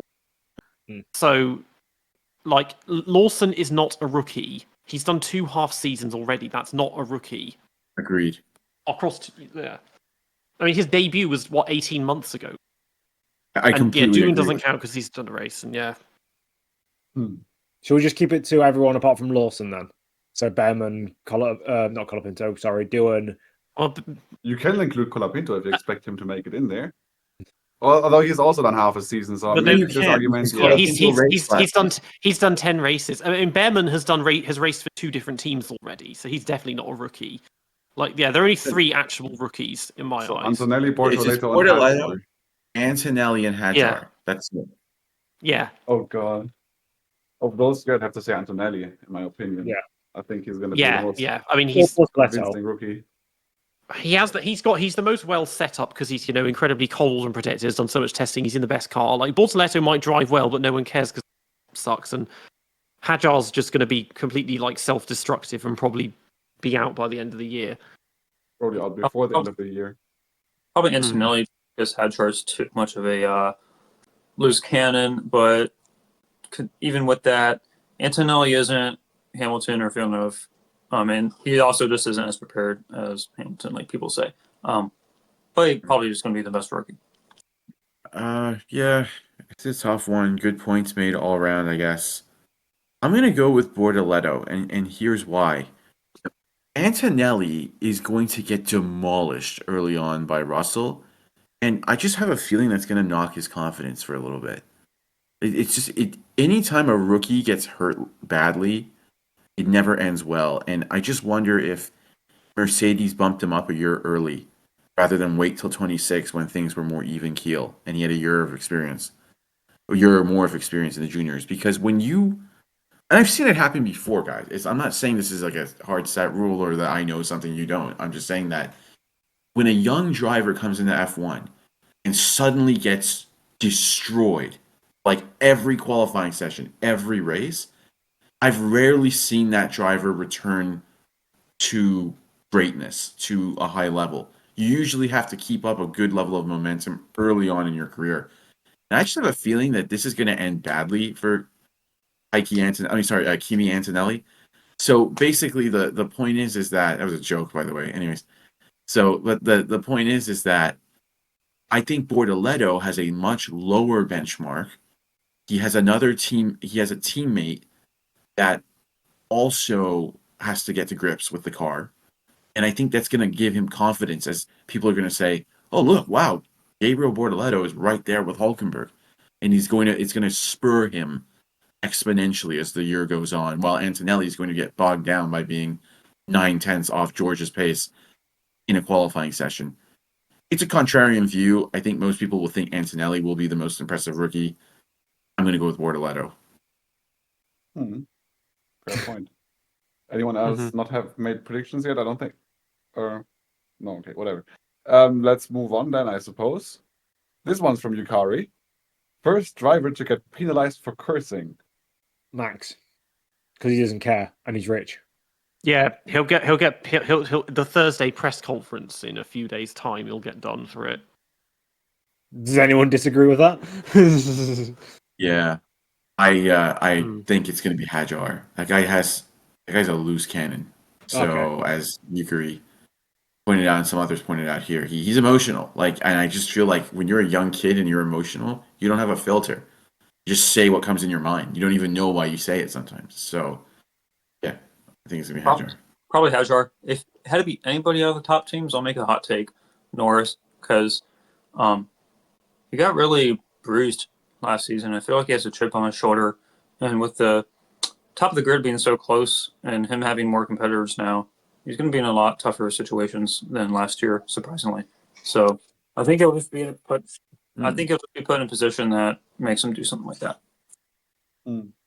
With the names mentioned, I would probably say Tsunoda is a good pick as well. Like, if Hadjar unexpectedly gets too close to him, and if they go into a corner and it doesn't go well, I think Tsunoda is gonna not be very amused, and he might be the first one to get penalized for cursing. I think I can picture that. There's not that many drivers to get this emotional and curse in a way that would get penalized. So, but Yuki's definitely a good candidate for that. Peter? Well, I said Max already, but I suppose. Oh, you did? Okay, sorry. Yeah, Hajar. The least likely is Antonelli because I don't think he even knows how to swear. Okay. So that's that. The next category, we have 3 more, and then the list that I have is through, but if you guys have more ideas for categories, I mean, we can do more. The 7th one is also from Yukari. Which team cheats first? Cheats. Alpine. Oh god. Briatore effect, right? I mean, yeah, I mean they're probably already cheating. Mhm. It's got to be Aston, in my opinion. That team is always up to something too. And That's they a have good point. Newey on board, Fernando Alonso. The ones run by billionaires are always a bit suspect. To be honest, they're all cheating. True. I mean, if it's gonna be who's gonna be the first one found out for cheating, it'll be the team that still runs flexi wings when the ban comes into effect, which might end up being Red Bull because they spent so much resources on developing flexi wings only for the date when they become illegal to be changed, and now they're kind of getting screwed over extra by the regulations. So it might be Red Bull. I'm not gonna lie, it's really strange to me that we have this preemptive mid-season change because normally those are response to problems that come up, like we had with tire compounds in the past and porpoising and stuff they couldn't foresee. But this is like, oh, we know this is an issue, so we'll, instead of banning it at the beginning of the season, let's just wait till through, just for a bit of fuckery to see if anyone's doing amazingly, and then suddenly the car's a dog once we change it. Yeah. I think it'll be McLaren just because they have a lot of media scrutiny right now, and just things will get noticed on McLaren more so than other teams, but also just because they have a lot of talent and innovation, but innovation means bending the rules, and so I think they'll also need to get ahead of the game by interpreting the rule book in certain ways in order to make up for their lackluster racecraft from the drivers. So, and also to compete with their more competitors this year than last year. So I think it'll be McLaren because of all that. Yeah, McLaren is a good shot. I mean, we've already seen video footage of their rear wing bending like freaking. Definitely not intended by the rules, let's just say. Not even with the flexi wing leeway that the teams have gotten for the beginning of the season. Not even that covers how much that wing's been bending. Not supposed to bend like that, but apparently it's still legal somehow. But it shouldn't be. So I don't know if that counts as breaking the rules, but it definitely counts as breaking the spirit of the rules, I would say. It's not breaking the spirit of F1 though, because this is basically what they're supposed to be doing in this cutthroat sport. Any other predictions? Nope. Okay, then next up is point 8. I'm not sure how this is gonna be something that we can predict. This is from Yukari as well. The worst penalty of the year. But I mean, we can try to predict this because, I mean, if Hadjar causes a massive pileup by ramming Tsunoda into a Baku wall, then that's going to be quite the penalty. I think You just have a feeling Sainz is going to get penalized for intelligently passing Albon somewhere, and they're going to just revoke that from him because Sainz is a competitive teammate and he's not afraid to pass his teammate. So, yeah, someone with a chip on their shoulder is going to try something creative, and the FIA is going to stifle it. So, Hamilton, Sainz, one of these guys is going to try and get the one up on their teammate so that they say, look, I'm not just a new guy, I'm the leader. And it's going to backfire, and because the FIA is going to just overregulate and make a stupid decision. So I'm going to go with Hamilton or Sainz. I think Sainz. You can Well, also was- you can always count on Stroll to cause some sort of collision and get a penalty. So there's a safe bet there. So what was the question? Who gets the biggest penalty, or what is going to be the biggest penalty? That's open ended. Whatever answer Oh. you prefer to give. Okay, because I would have said because I thought it was what was the biggest penalty, so I would have gone for the cautious option is a 10-second stop and go because they've reintroduced those. But then again, someone might get disqualified for a technical infringement, and that would instantly usurp it. And if it was any drive, you can't really say who's going to get disqualified for a technical infringement unless we go down the same route as cheating with McLaren or with whatever. I think the drivers that are most likely to be penalised, obviously Hadjar's up there, so no less so because he has calmed himself down a little bit. Hamilton's up there because Hamilton just can't race side by side with anyone. Russell's also up there because he can race side by side with people, but chooses not to occasionally. Verstappen also so because he chooses not to occasionally. So yeah, it's a crapshoot. I think can't. I think it's double disqualification for Alpine for trying something illegal, floor or the plank or whatever. I don't know. Yeah, I could see that. I think it would either be Max or Hadjar. Hadjar just because I don't know if anyone at Minardi will humble him enough to like calm him down during the races, and he'll just do something really stupid. Or Max just because he's a good racer, but at the same time, he'll find himself in positions to be able to wheel more often, and it's just more likely that he'll make a bad decision out of desperation for the championship because he just races at the top of the field more. So Max out of statistical likelihood and Hadjar out of severity.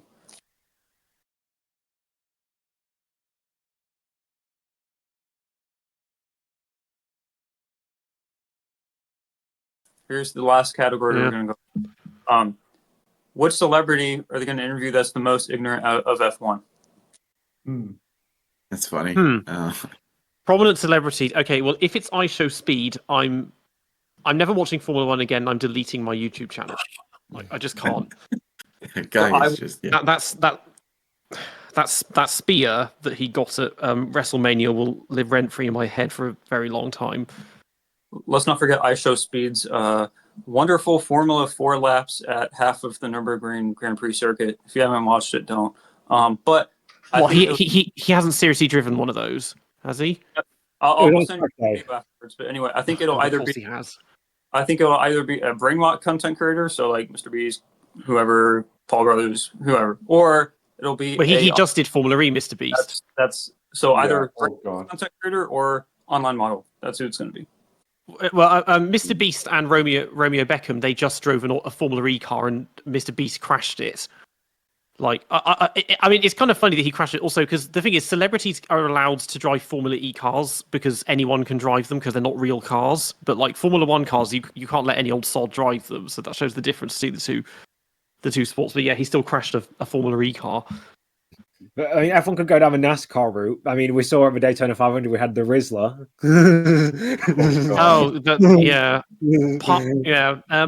Who are people like I mentioned before? He looks like that. Who's that Russian guy that has that genetic condition that makes him look like a 2-year-old? Hasbulla. Yeah. Is that his name? No, I was just making sure. Hasbulla. Yeah. I'm trying to think who are really other than iShow Speed, who are really annoying celebrities or random. Well, Alex Albon said his favorite singer is this Chappelle Roan, who dresses up like drag. I could see her at a race or something with Alex, and she'll probably say something like, yeah, like, Formula One is great. I used to watch something that had nothing to do with Formula One when I was a kid, just so that I can pretend like I know what I'm talking about and fake an interest in the sport. So yeah, I'm going to go with Chappelle. And my Roan. favorite driver is Lewis. Yeah. Oh yeah, Lewis. Yeah, Lewis is Yeah. Bay. All that stuff. I don't know how to. Yeah. Yeah. I can't believe I just said that. Yeah. So Sabrina Um, Carpenter. I Yeah, think if someone they like that. try, they will get they'll get Taylor Swift if they can. I'm sure because apparently half the grid are Swifties now or something as well. Oh god. Mm. I'm gonna subvert the question. I'm gonna say it's the most ignorant F1 celebrity interview is gonna be Danica Patrick interviewing someone. So it's the interviewer, ignorant not the interviewee. The interviewer who knows nothing also interviewing someone who knows nothing. Yeah. Yeah. Danica Patrick interviewing DJ Khaled. Or Khaled. Well, the thing or is, whatever the she's fuck I don't it's know. called. Now that she's becoming kind of alienated because hardcore like MAGA chick or MAGA MILF maybe with her age. I don't know. So maybe she'll try like they'll get Marjorie Taylor Greene or someone like that. The only people that would talk to her at races. That's we'll pass on that. I mean, here's the thing. Miami's going to be fun, isn't it? God. Oh god, yeah. I Here's the was thing gonna. I have a problem with is like I respect Danica's career. I really do. I'm not being sarcastic. I know she won like one race or something, but she's talented to an extent. Not massively talented, but she was talented. And she deserves praise for her career in IndyCar and perhaps NASCAR. My whole point is like, and this is my point. It's like I like racing. I don't care. Like I respect all the racers. I've always said I prefer F1 and WRC, but I'll tip my hat to great IndyCar and NASCAR drivers as well. Right? The States has an incredible motorsport tradition. My problem is this: if someone put an F1 driver on an IndyCar or NASCAR broadcast permanently, I know for a fact they would be like, "Get this F1 guy out of here. He doesn't know what he's talking about. He wouldn't last more than a week." And I've seen those NASCAR comment sections. They're fiercely loyal, even though their sport isn't doing very well. But for some reason in F1, it's like, oh yeah, it's totally fine that Danica Patrick has never sat in a Formula One car and is talking about Formula One. I don't get it, and it still bothers me. And it's much deeper than she's a woman. You know what I mean? Yeah, I also can't stand the constant sucking up to celebrity from athletes from other sports like NFL players and Serena Williams and stuff because that never happens in reverse. Like F1 drivers turning up at other Wimbledon or the World Cup or whatever, they never get the same attention because no one cares. And Peter, remember back in the day, the ones that did come were so in love with Formula One, like Eric Clapton. He's such a big F1 fan. He was always like, these guys are my heroes and everything like that. Now it's like the celebrities are trying to act like you can't even look me in the eye. Like I'm so good. I'm too good to be here. Then why are you here? Yeah. Son off. We don't need you here. I was pleasantly surprised by Kit Harington. He actually knows what he's talking about, and like Terry Crews as well. Obviously, Rowan Atkinson's a massive petrol head, and Clarkson's always great to see. Jeremy Clarkson was lovely. Sylvester Stallone was lovely. I think he wasn't he also? I think he was quite into it. And probably there was that one from and also what was it? The Brad Pitt, wasn't it? I mean, he's doing the movie, isn't he? But he's in the movie, so yeah, he's going to be there. But he was very enthusiastic about being there. He loved being there, and he clearly studied stuff. He's clearly informed himself about that. So I say because last night I watched Grand Prix, which I haven't seen in a very long time. Is that James Garner in the main role? He was actually, they said, if he wasn't an actor, he could have been a very good racing driver. So he was able to film the scenes driving like Monaco and Spa himself. But the other three actors were like apparently just incompetent at driving the cars, so they had to use like footage of Jackie Stewart and other people just with the camera turned so you can't see their face and that to cover for them. And some people, it gets that sort of enthusiasm out of them. There was that girl from Bridgerton who wouldn't even look at the camera, like let alone talk to what's his face. It's like you're not even there for publicity. You won't even look at the camera, so people don't even know it's you necessarily. And what was her face? There was that one who at least did talk, even though she was told, I'm not supposed to talk to anyone. I've forgotten the name now. Was it Megan Thee Stallion or was it Cara Delevingne? No. Cara Delevingne, that's it, yeah. They were like, I love that they actually told her, just don't talk to anyone. It's like, yeah, just be a houseplant, just an ornament for us. Just vegetate on the grid. I guess that concludes this one.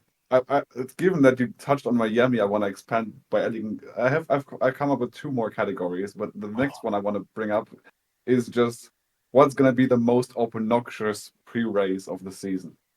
Miami. There's not even. Yeah, there's not even- Miami. Miami, but the most obnoxious post race will continue to be Vegas. Oh yeah. Mm. Yeah, Vegas is a good candidate, for sure. So many tracks that I just don't like. I mean, it's not just Miami. Like, I'm not a fan of some of these other tracks as well, like Mexico. I mean, some of the European tracks that we don't go to are better than the ones that we are going to as well. It's just frustrating. In terms of, post race interview and just like atmosphere. Like, I don't want to make it seem like I'm just ripping on, like, I do rip on some of these new tracks a lot, but like that Miami track is just not, like, it's also just an insult to the US because the US has some amazing motorsport tracks. Like, what the hell is that? Like, why? Why are and like, if you're going to Miami, why not make it like actually on the beach or something like that? That it looks cool. Why are you putting fake water in Miami? Like, this is so stupid to me. It's like, There's plenty of water to go around in Miami. It's not easy exactly. going Why are there. you putting fake water pictures on the side of it? Like, what is going on? Like, yeah. But yeah, this is the one time that I would endorse put a street circuit, like build it on Miami Beach, and it would look like Surfers Paradise in Australia, and they Yeah, could try that and would suck be up to the that whole would Miami actually be Vice lovely. vibe. I mean, that in the Exactly. 1980s would have been unreal. Basically, Detroit, but better, or like the East Coast version of Long Beach, Yeah. and it would have looked It's- awesome if the beach is the paddock as well. Totally, I could not agree more with what you just said there. That's what I was thinking when they said there's going to be a race in Miami. Said we got this Hmm. weird thing that just is so hideous to look at too. I mean, I can't believe we're saying that a Miami track is ugly. It's like, how badly do you have to design something for that to be the case? It's like, I don't know if you guys have, like, I've been to Miami a few times. It's such a, like, one thing about it is I wouldn't live there just for personal reasons, but the beauty of the water shimmering in the sunlight is so beautiful. The water's got a very special color down there. To me, it's like scenically maybe the most beautiful place in the U.S. Along with like Hawaii or something like that. So it's really beautiful, and I don't actually think that comes out when they're showing the race. Like, it's just, you just look at this soulless track. It's a glorified Anyways, Vegas. yes, It's hot and desperate, and it's under overpasses, and it's artificial and cynical. Yeah. totally. Okay, I have one more category for you guys to make a prediction on, which I thought of spontaneously, and that would be biggest dumpster fire team of the year. What Sauber. team is gonna crash and burn the most? This is Sauber. gonna be fun. Sauber. Well, the thing is, Sauber have already crashed and burned, so yeah. there's not much left to burn at Sauber. Yeah, it's just cinders now. I might say Alpine again. I really have it in for Alpine. Red Bull could collapse, I'll be honest. I mean, they're still hemorrhaging staff, and Horner's destroying the place, even though they're trying to keep... I think, Drive to Survive has resurrected all the Horn Dog stuff from this time a year ago. They reminded everyone that happened. Well, Yeah. that's still going apparently. It'll probably be one of the top teams. Hmm.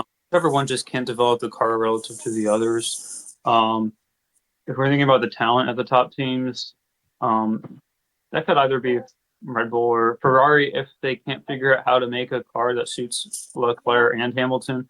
I'll go with Ferrari out of the top teams. Now, it might be Haas or Williams if they can't continue to develop their car, which I don't see, but Yeah.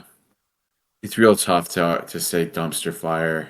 You could say, I think Aston are going to be better in 26, but I'm going to go with Haas. Something about Haas right now just doesn't seem like they're fully prepared, and I don't know.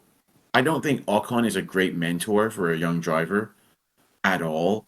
He's the kind of guy that would hurt the kids, not help them in terms of like professional career. So that combined with mediocre budget and technical team combined with lack of vision compared with other teams, I think Haas is going to be the one that just gets worse and worse as the season goes on. But I could be wrong with Haas. My Yeah. pick would be Ferrari probably because I think there's a good chance that they'll struggle to get the car in a place where both Leclerc and Hamilton are going to perform with it, and I think them what's it not taking on Newey, like backing out last minute of the Newey deal is probably come back to bite them because they could have a stronger technical team now than they otherwise would have. But yeah, so there's Ferrari is a good pick, but that's just because I don't want to say the ones already. I mean, we already said Ferrari is anyway. I don't think Red Bull is gonna. I mean, they've kind of collapsed already to some degree, but for now they seem reasonably stable. Like the exodus of top personnel is already like who else is left there to disappear? Okay, disappear is the key word, I guess.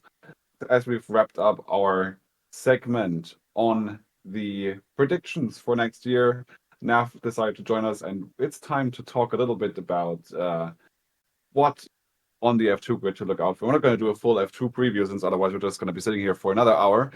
But like, who can we expect on the F1 grid, Nav? Like, tell us a little bit about who we might expect to see in F1 soonish. Right, so the Formula 2 grid for 2025 is interesting because in 2024, as we remember, it was extremely overhyped because of Antonelli, Behrman, and we found out at the end of the year when some of the Formula 3 graduates got a head start into their 2025 Formula 2 season and got given 2 or 3 races to make their mark. They were performing extremely well. Christian Mansell, Dino Beganovic, Gabriele Mini, they were all performing amongst the best actually in among last year's Formula 2 grid. So the 3 drivers I really want to highlight in terms of who could eventually make it to Formula 1. So the first one is Arvid Lindblad, who will be racing for Campos, which is basically the Red Bull junior team. Arvid Lindblad, he made waves last year because he was the first ever driver to complete the Formula 3 double. He won both races at Silverstone, and he was the youngest driver on the grid last year in Formula 3. He was 16, and this year he will also be the youngest driver, only 17. And most people of the Red Bull junior team staff and scouts believe that Lindblad will eventually make it to Formula 1, maybe 2026, maybe 2027, but he is generally very fast. He tends to perhaps be a bit inconsistent, but in terms of raw pace, it's definitely there. Then secondly, a driver I mentioned previously, Dino Beganovic. He was a driver who was very much hyped coming into Formula 3. He had a huge fan base already, I think mostly from Freca. He's a Ferrari junior driver. And he just wasn't performing as well as the other Prema drivers in Formula 3, Gabriele Mini and another whom I just can't seem to remember.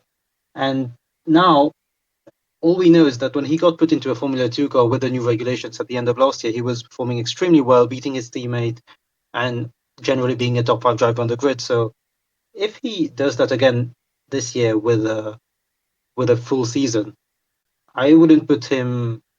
I would really regard him as a driver who Ferrari might want to put at Haas or Sauber at some point. Well, obviously becomes Audi, but Ferrari will try to put him somewhere. Finally, the third driver I would like to mention is Alex Dunn, the Irish driver. So he was at I can't remember. Was he at Trident last year? Well, or was he at Colin? Anyway, he was in a midfield team last year, and he was not quite up there, but McLaren snapped him up, and he has very genuine pace. He will be looking very good against his teammate this year because Christian Mansell had to drop out a few weeks ago, and he was replaced by another one of those Formula 2 pay drivers, Amaury Cordil. So Alexander will definitely look good against his teammate, and if he performs well, McLaren will have another issue of a good junior who they just cannot seem to promote. So Lindblad, Beganovic, and Dunn will definitely be a few drivers who have a chance of getting into Formula 1. Okay. Thank you for the summary. There are 2 more names that I really want to ask you about, and that one of those we've talked about plenty over the last few years, but now the name is still in F2, and I wonder what's going to happen with him. That would be Victor Martins, who was of course touted for an F1 seat for the longest time, and that does not appear to be happening anymore. But I want to know more what you think of that. And the other name, as a German, of course, I want to know what the German prospects are for F1. If because I want, of course, a new Grand Prix at Hockenheim and Nürburgring, and the best chances if we get more German drivers on the grid. So, what do you think are the prospects for Oliver Goethe as well? But let's start with Martins. So Martins, as you said, he was always very, very highly rated from Freca Formula 3, even in karting in France, he was always among the fastest. But the issue is that last year in his second season, when he was meant to be one of the favorites for the title, out Grand Prix his outfit, and indeed one of usually the top teams, just was not performing, just like Prema last year. So he just was not doing very well. I don't think he got any feature race wins, but a lot of it, I must say, is due to bad luck. And we just do not really know where he stands right now, because in theory, if we just look at skill and experience, he might be the favorite to win the title this year because he's in his third year. He has a lot of pace. He's in a good team. So he might be one of the favorites. But as you said, some people are even calling him washed because he did the WEC endurance test a few months ago, and it seemed like he was going to move there as an Alpine driver, and now he's been dropped out of the Alpine Academy altogether. So it's very blurry in terms of the future for him. No one really knows what's going to happen, but he has to perform, and his teammate actually also has to perform. There's a lot of pressure on the odd Grand Prix drivers this year because Ritomo Miyata, the Japanese driver, he also came in with a lot of hype last year after winning in 2023 both Super Formula and Super GT. And there was an excuse there because he had never raced outside of Japan before. He was not used to all the traveling and the new circuits, even with all the simulators we have nowadays. So this year there will be no excuses. If he wants to make a name for himself globally as he wants to, he will have to perform. So a lot of pressure on both our drivers. Now, Oli Goethe, I'm sorry to say, but he just isn't that good. He was doing well when he first came into Formula 3 because he came in as a stand-in. And I remember he qualified 9th for 10th. Maybe was it Monza? And 9th for 10th for, maybe was it 11th for 12th. Basically, he got reverse grid pole. So in his very first race, I believe, I'm not sure of that, he started on pole, basically. And he just didn't have the pace. So he eventually got promoted to Formula 2. I think end of last year. Sorry? Yeah, Formula 2. You weren't talking about Formula 2, were you?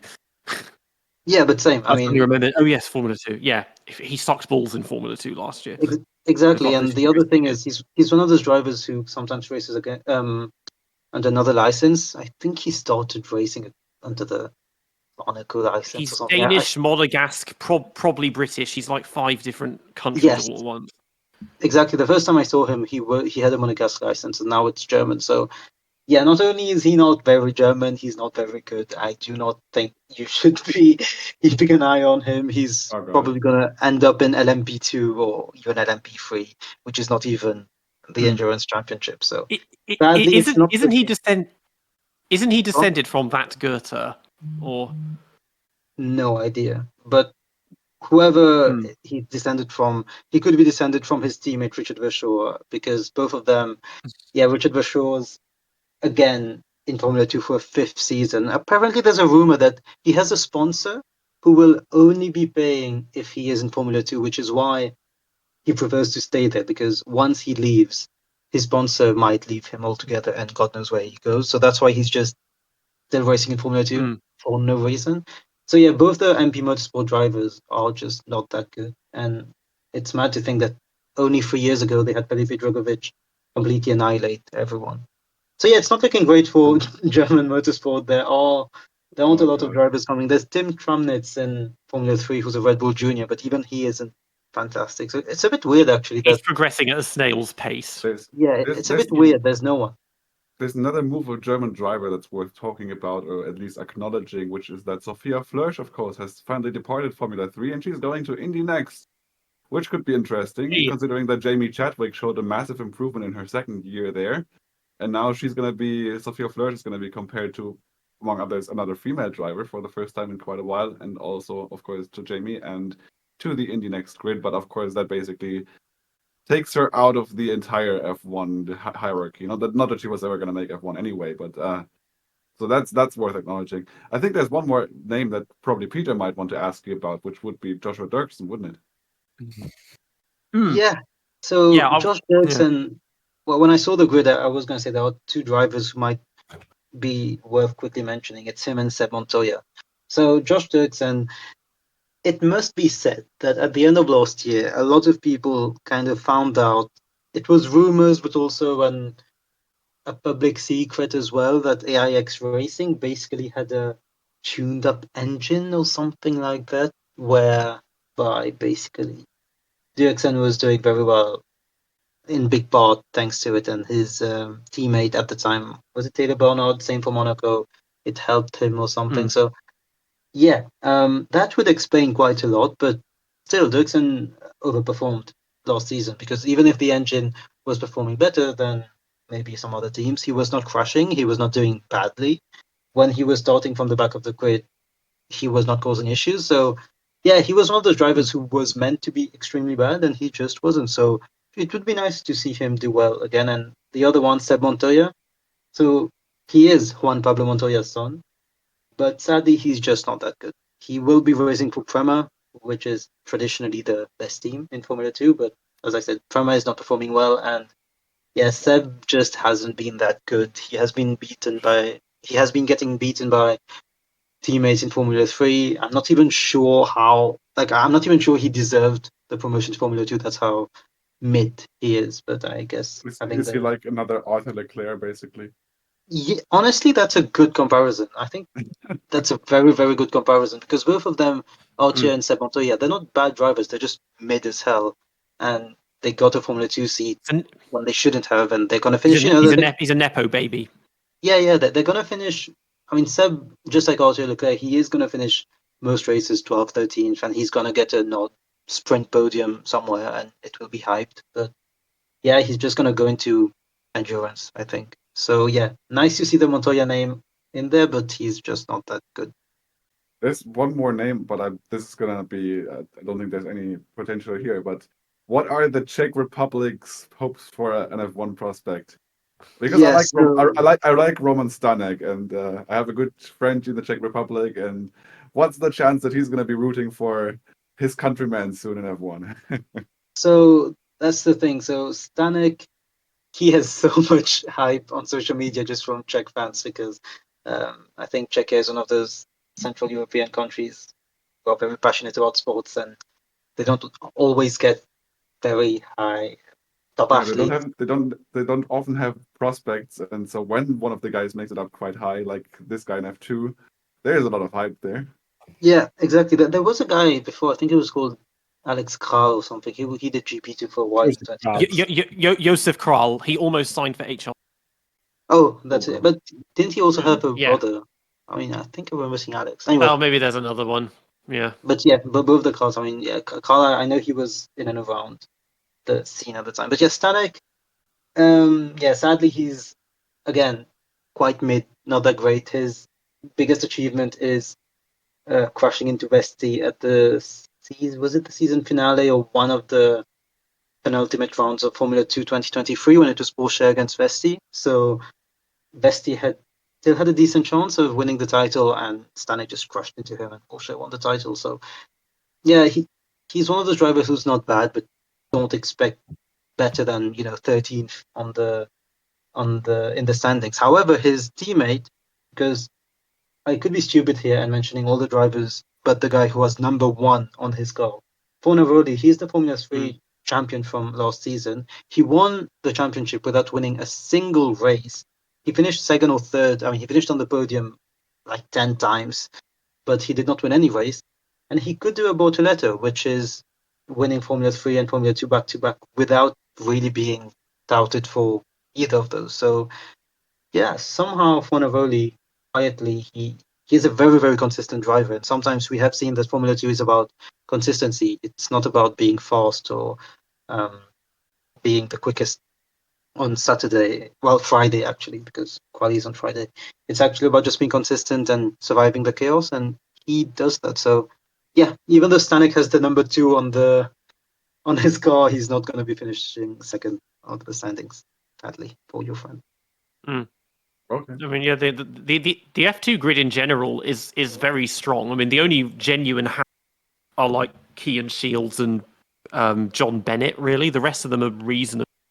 Villa Gomez was meant to be an absolute stinker, and even because he had only scored 1 point in 3 years of Formula 3 or 2 years, and then he scored 8 points last season. So God knows how that makes sense, but yeah. And I mean, Dirksen, like, he got on the podium before Antonelli, the other Frecker graduate, and maybe he can take he'll shit all over Key and Shields with his illegal car and his probably illegal backing from South America.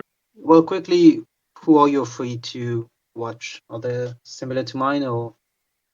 I'd say Lindblad. I kind of feel like I have to say Martens at this point because he's been doing it for so long, and maybe even Browning. Yeah, Browning is one of those drivers that if he performs, even though he's 23, which is like the second oldest on the grid, because he's British, old? get desperate. Yeah.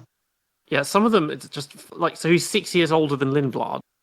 Yeah. Because, I mean, Tramnitz in F3, he's already 20, so he's 3 years older than Lindblad, who's a level above him. Yeah, I think Lindblad is born in 2007.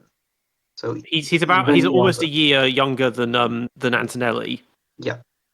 I just like to point out, by the way, a stat about Leonardo Fornaroli.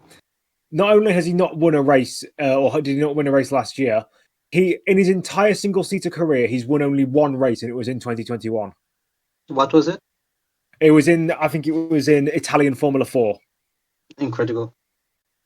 Well, anyone can win a race in Italian Formula 4. I mean, yeah. Yeah. I think that just about wraps up our F2 segment. So, Peter, you want to do the honor? Yeah. I mean, I suppose all of our guests have gone. it's just the four. For the first time, we've got the OG4 or the OG5 with us. But in general, there's less than a week to go till lights out in Australia, and bring it on. It's been a long winter break.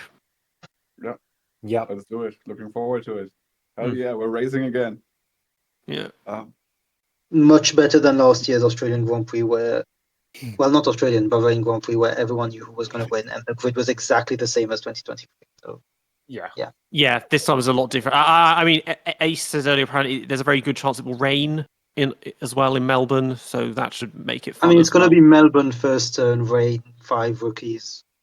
I'm just hoping we're finally going to get a proper Australia start like in 2002, 2008. Basically every 2000s Australia Grand Prix season opener, because it's meant to be such a good first turn where it's basically impossible for nothing to happen, especially with those fat cars. And we saw that at the 2023 restart as well. It cannot not.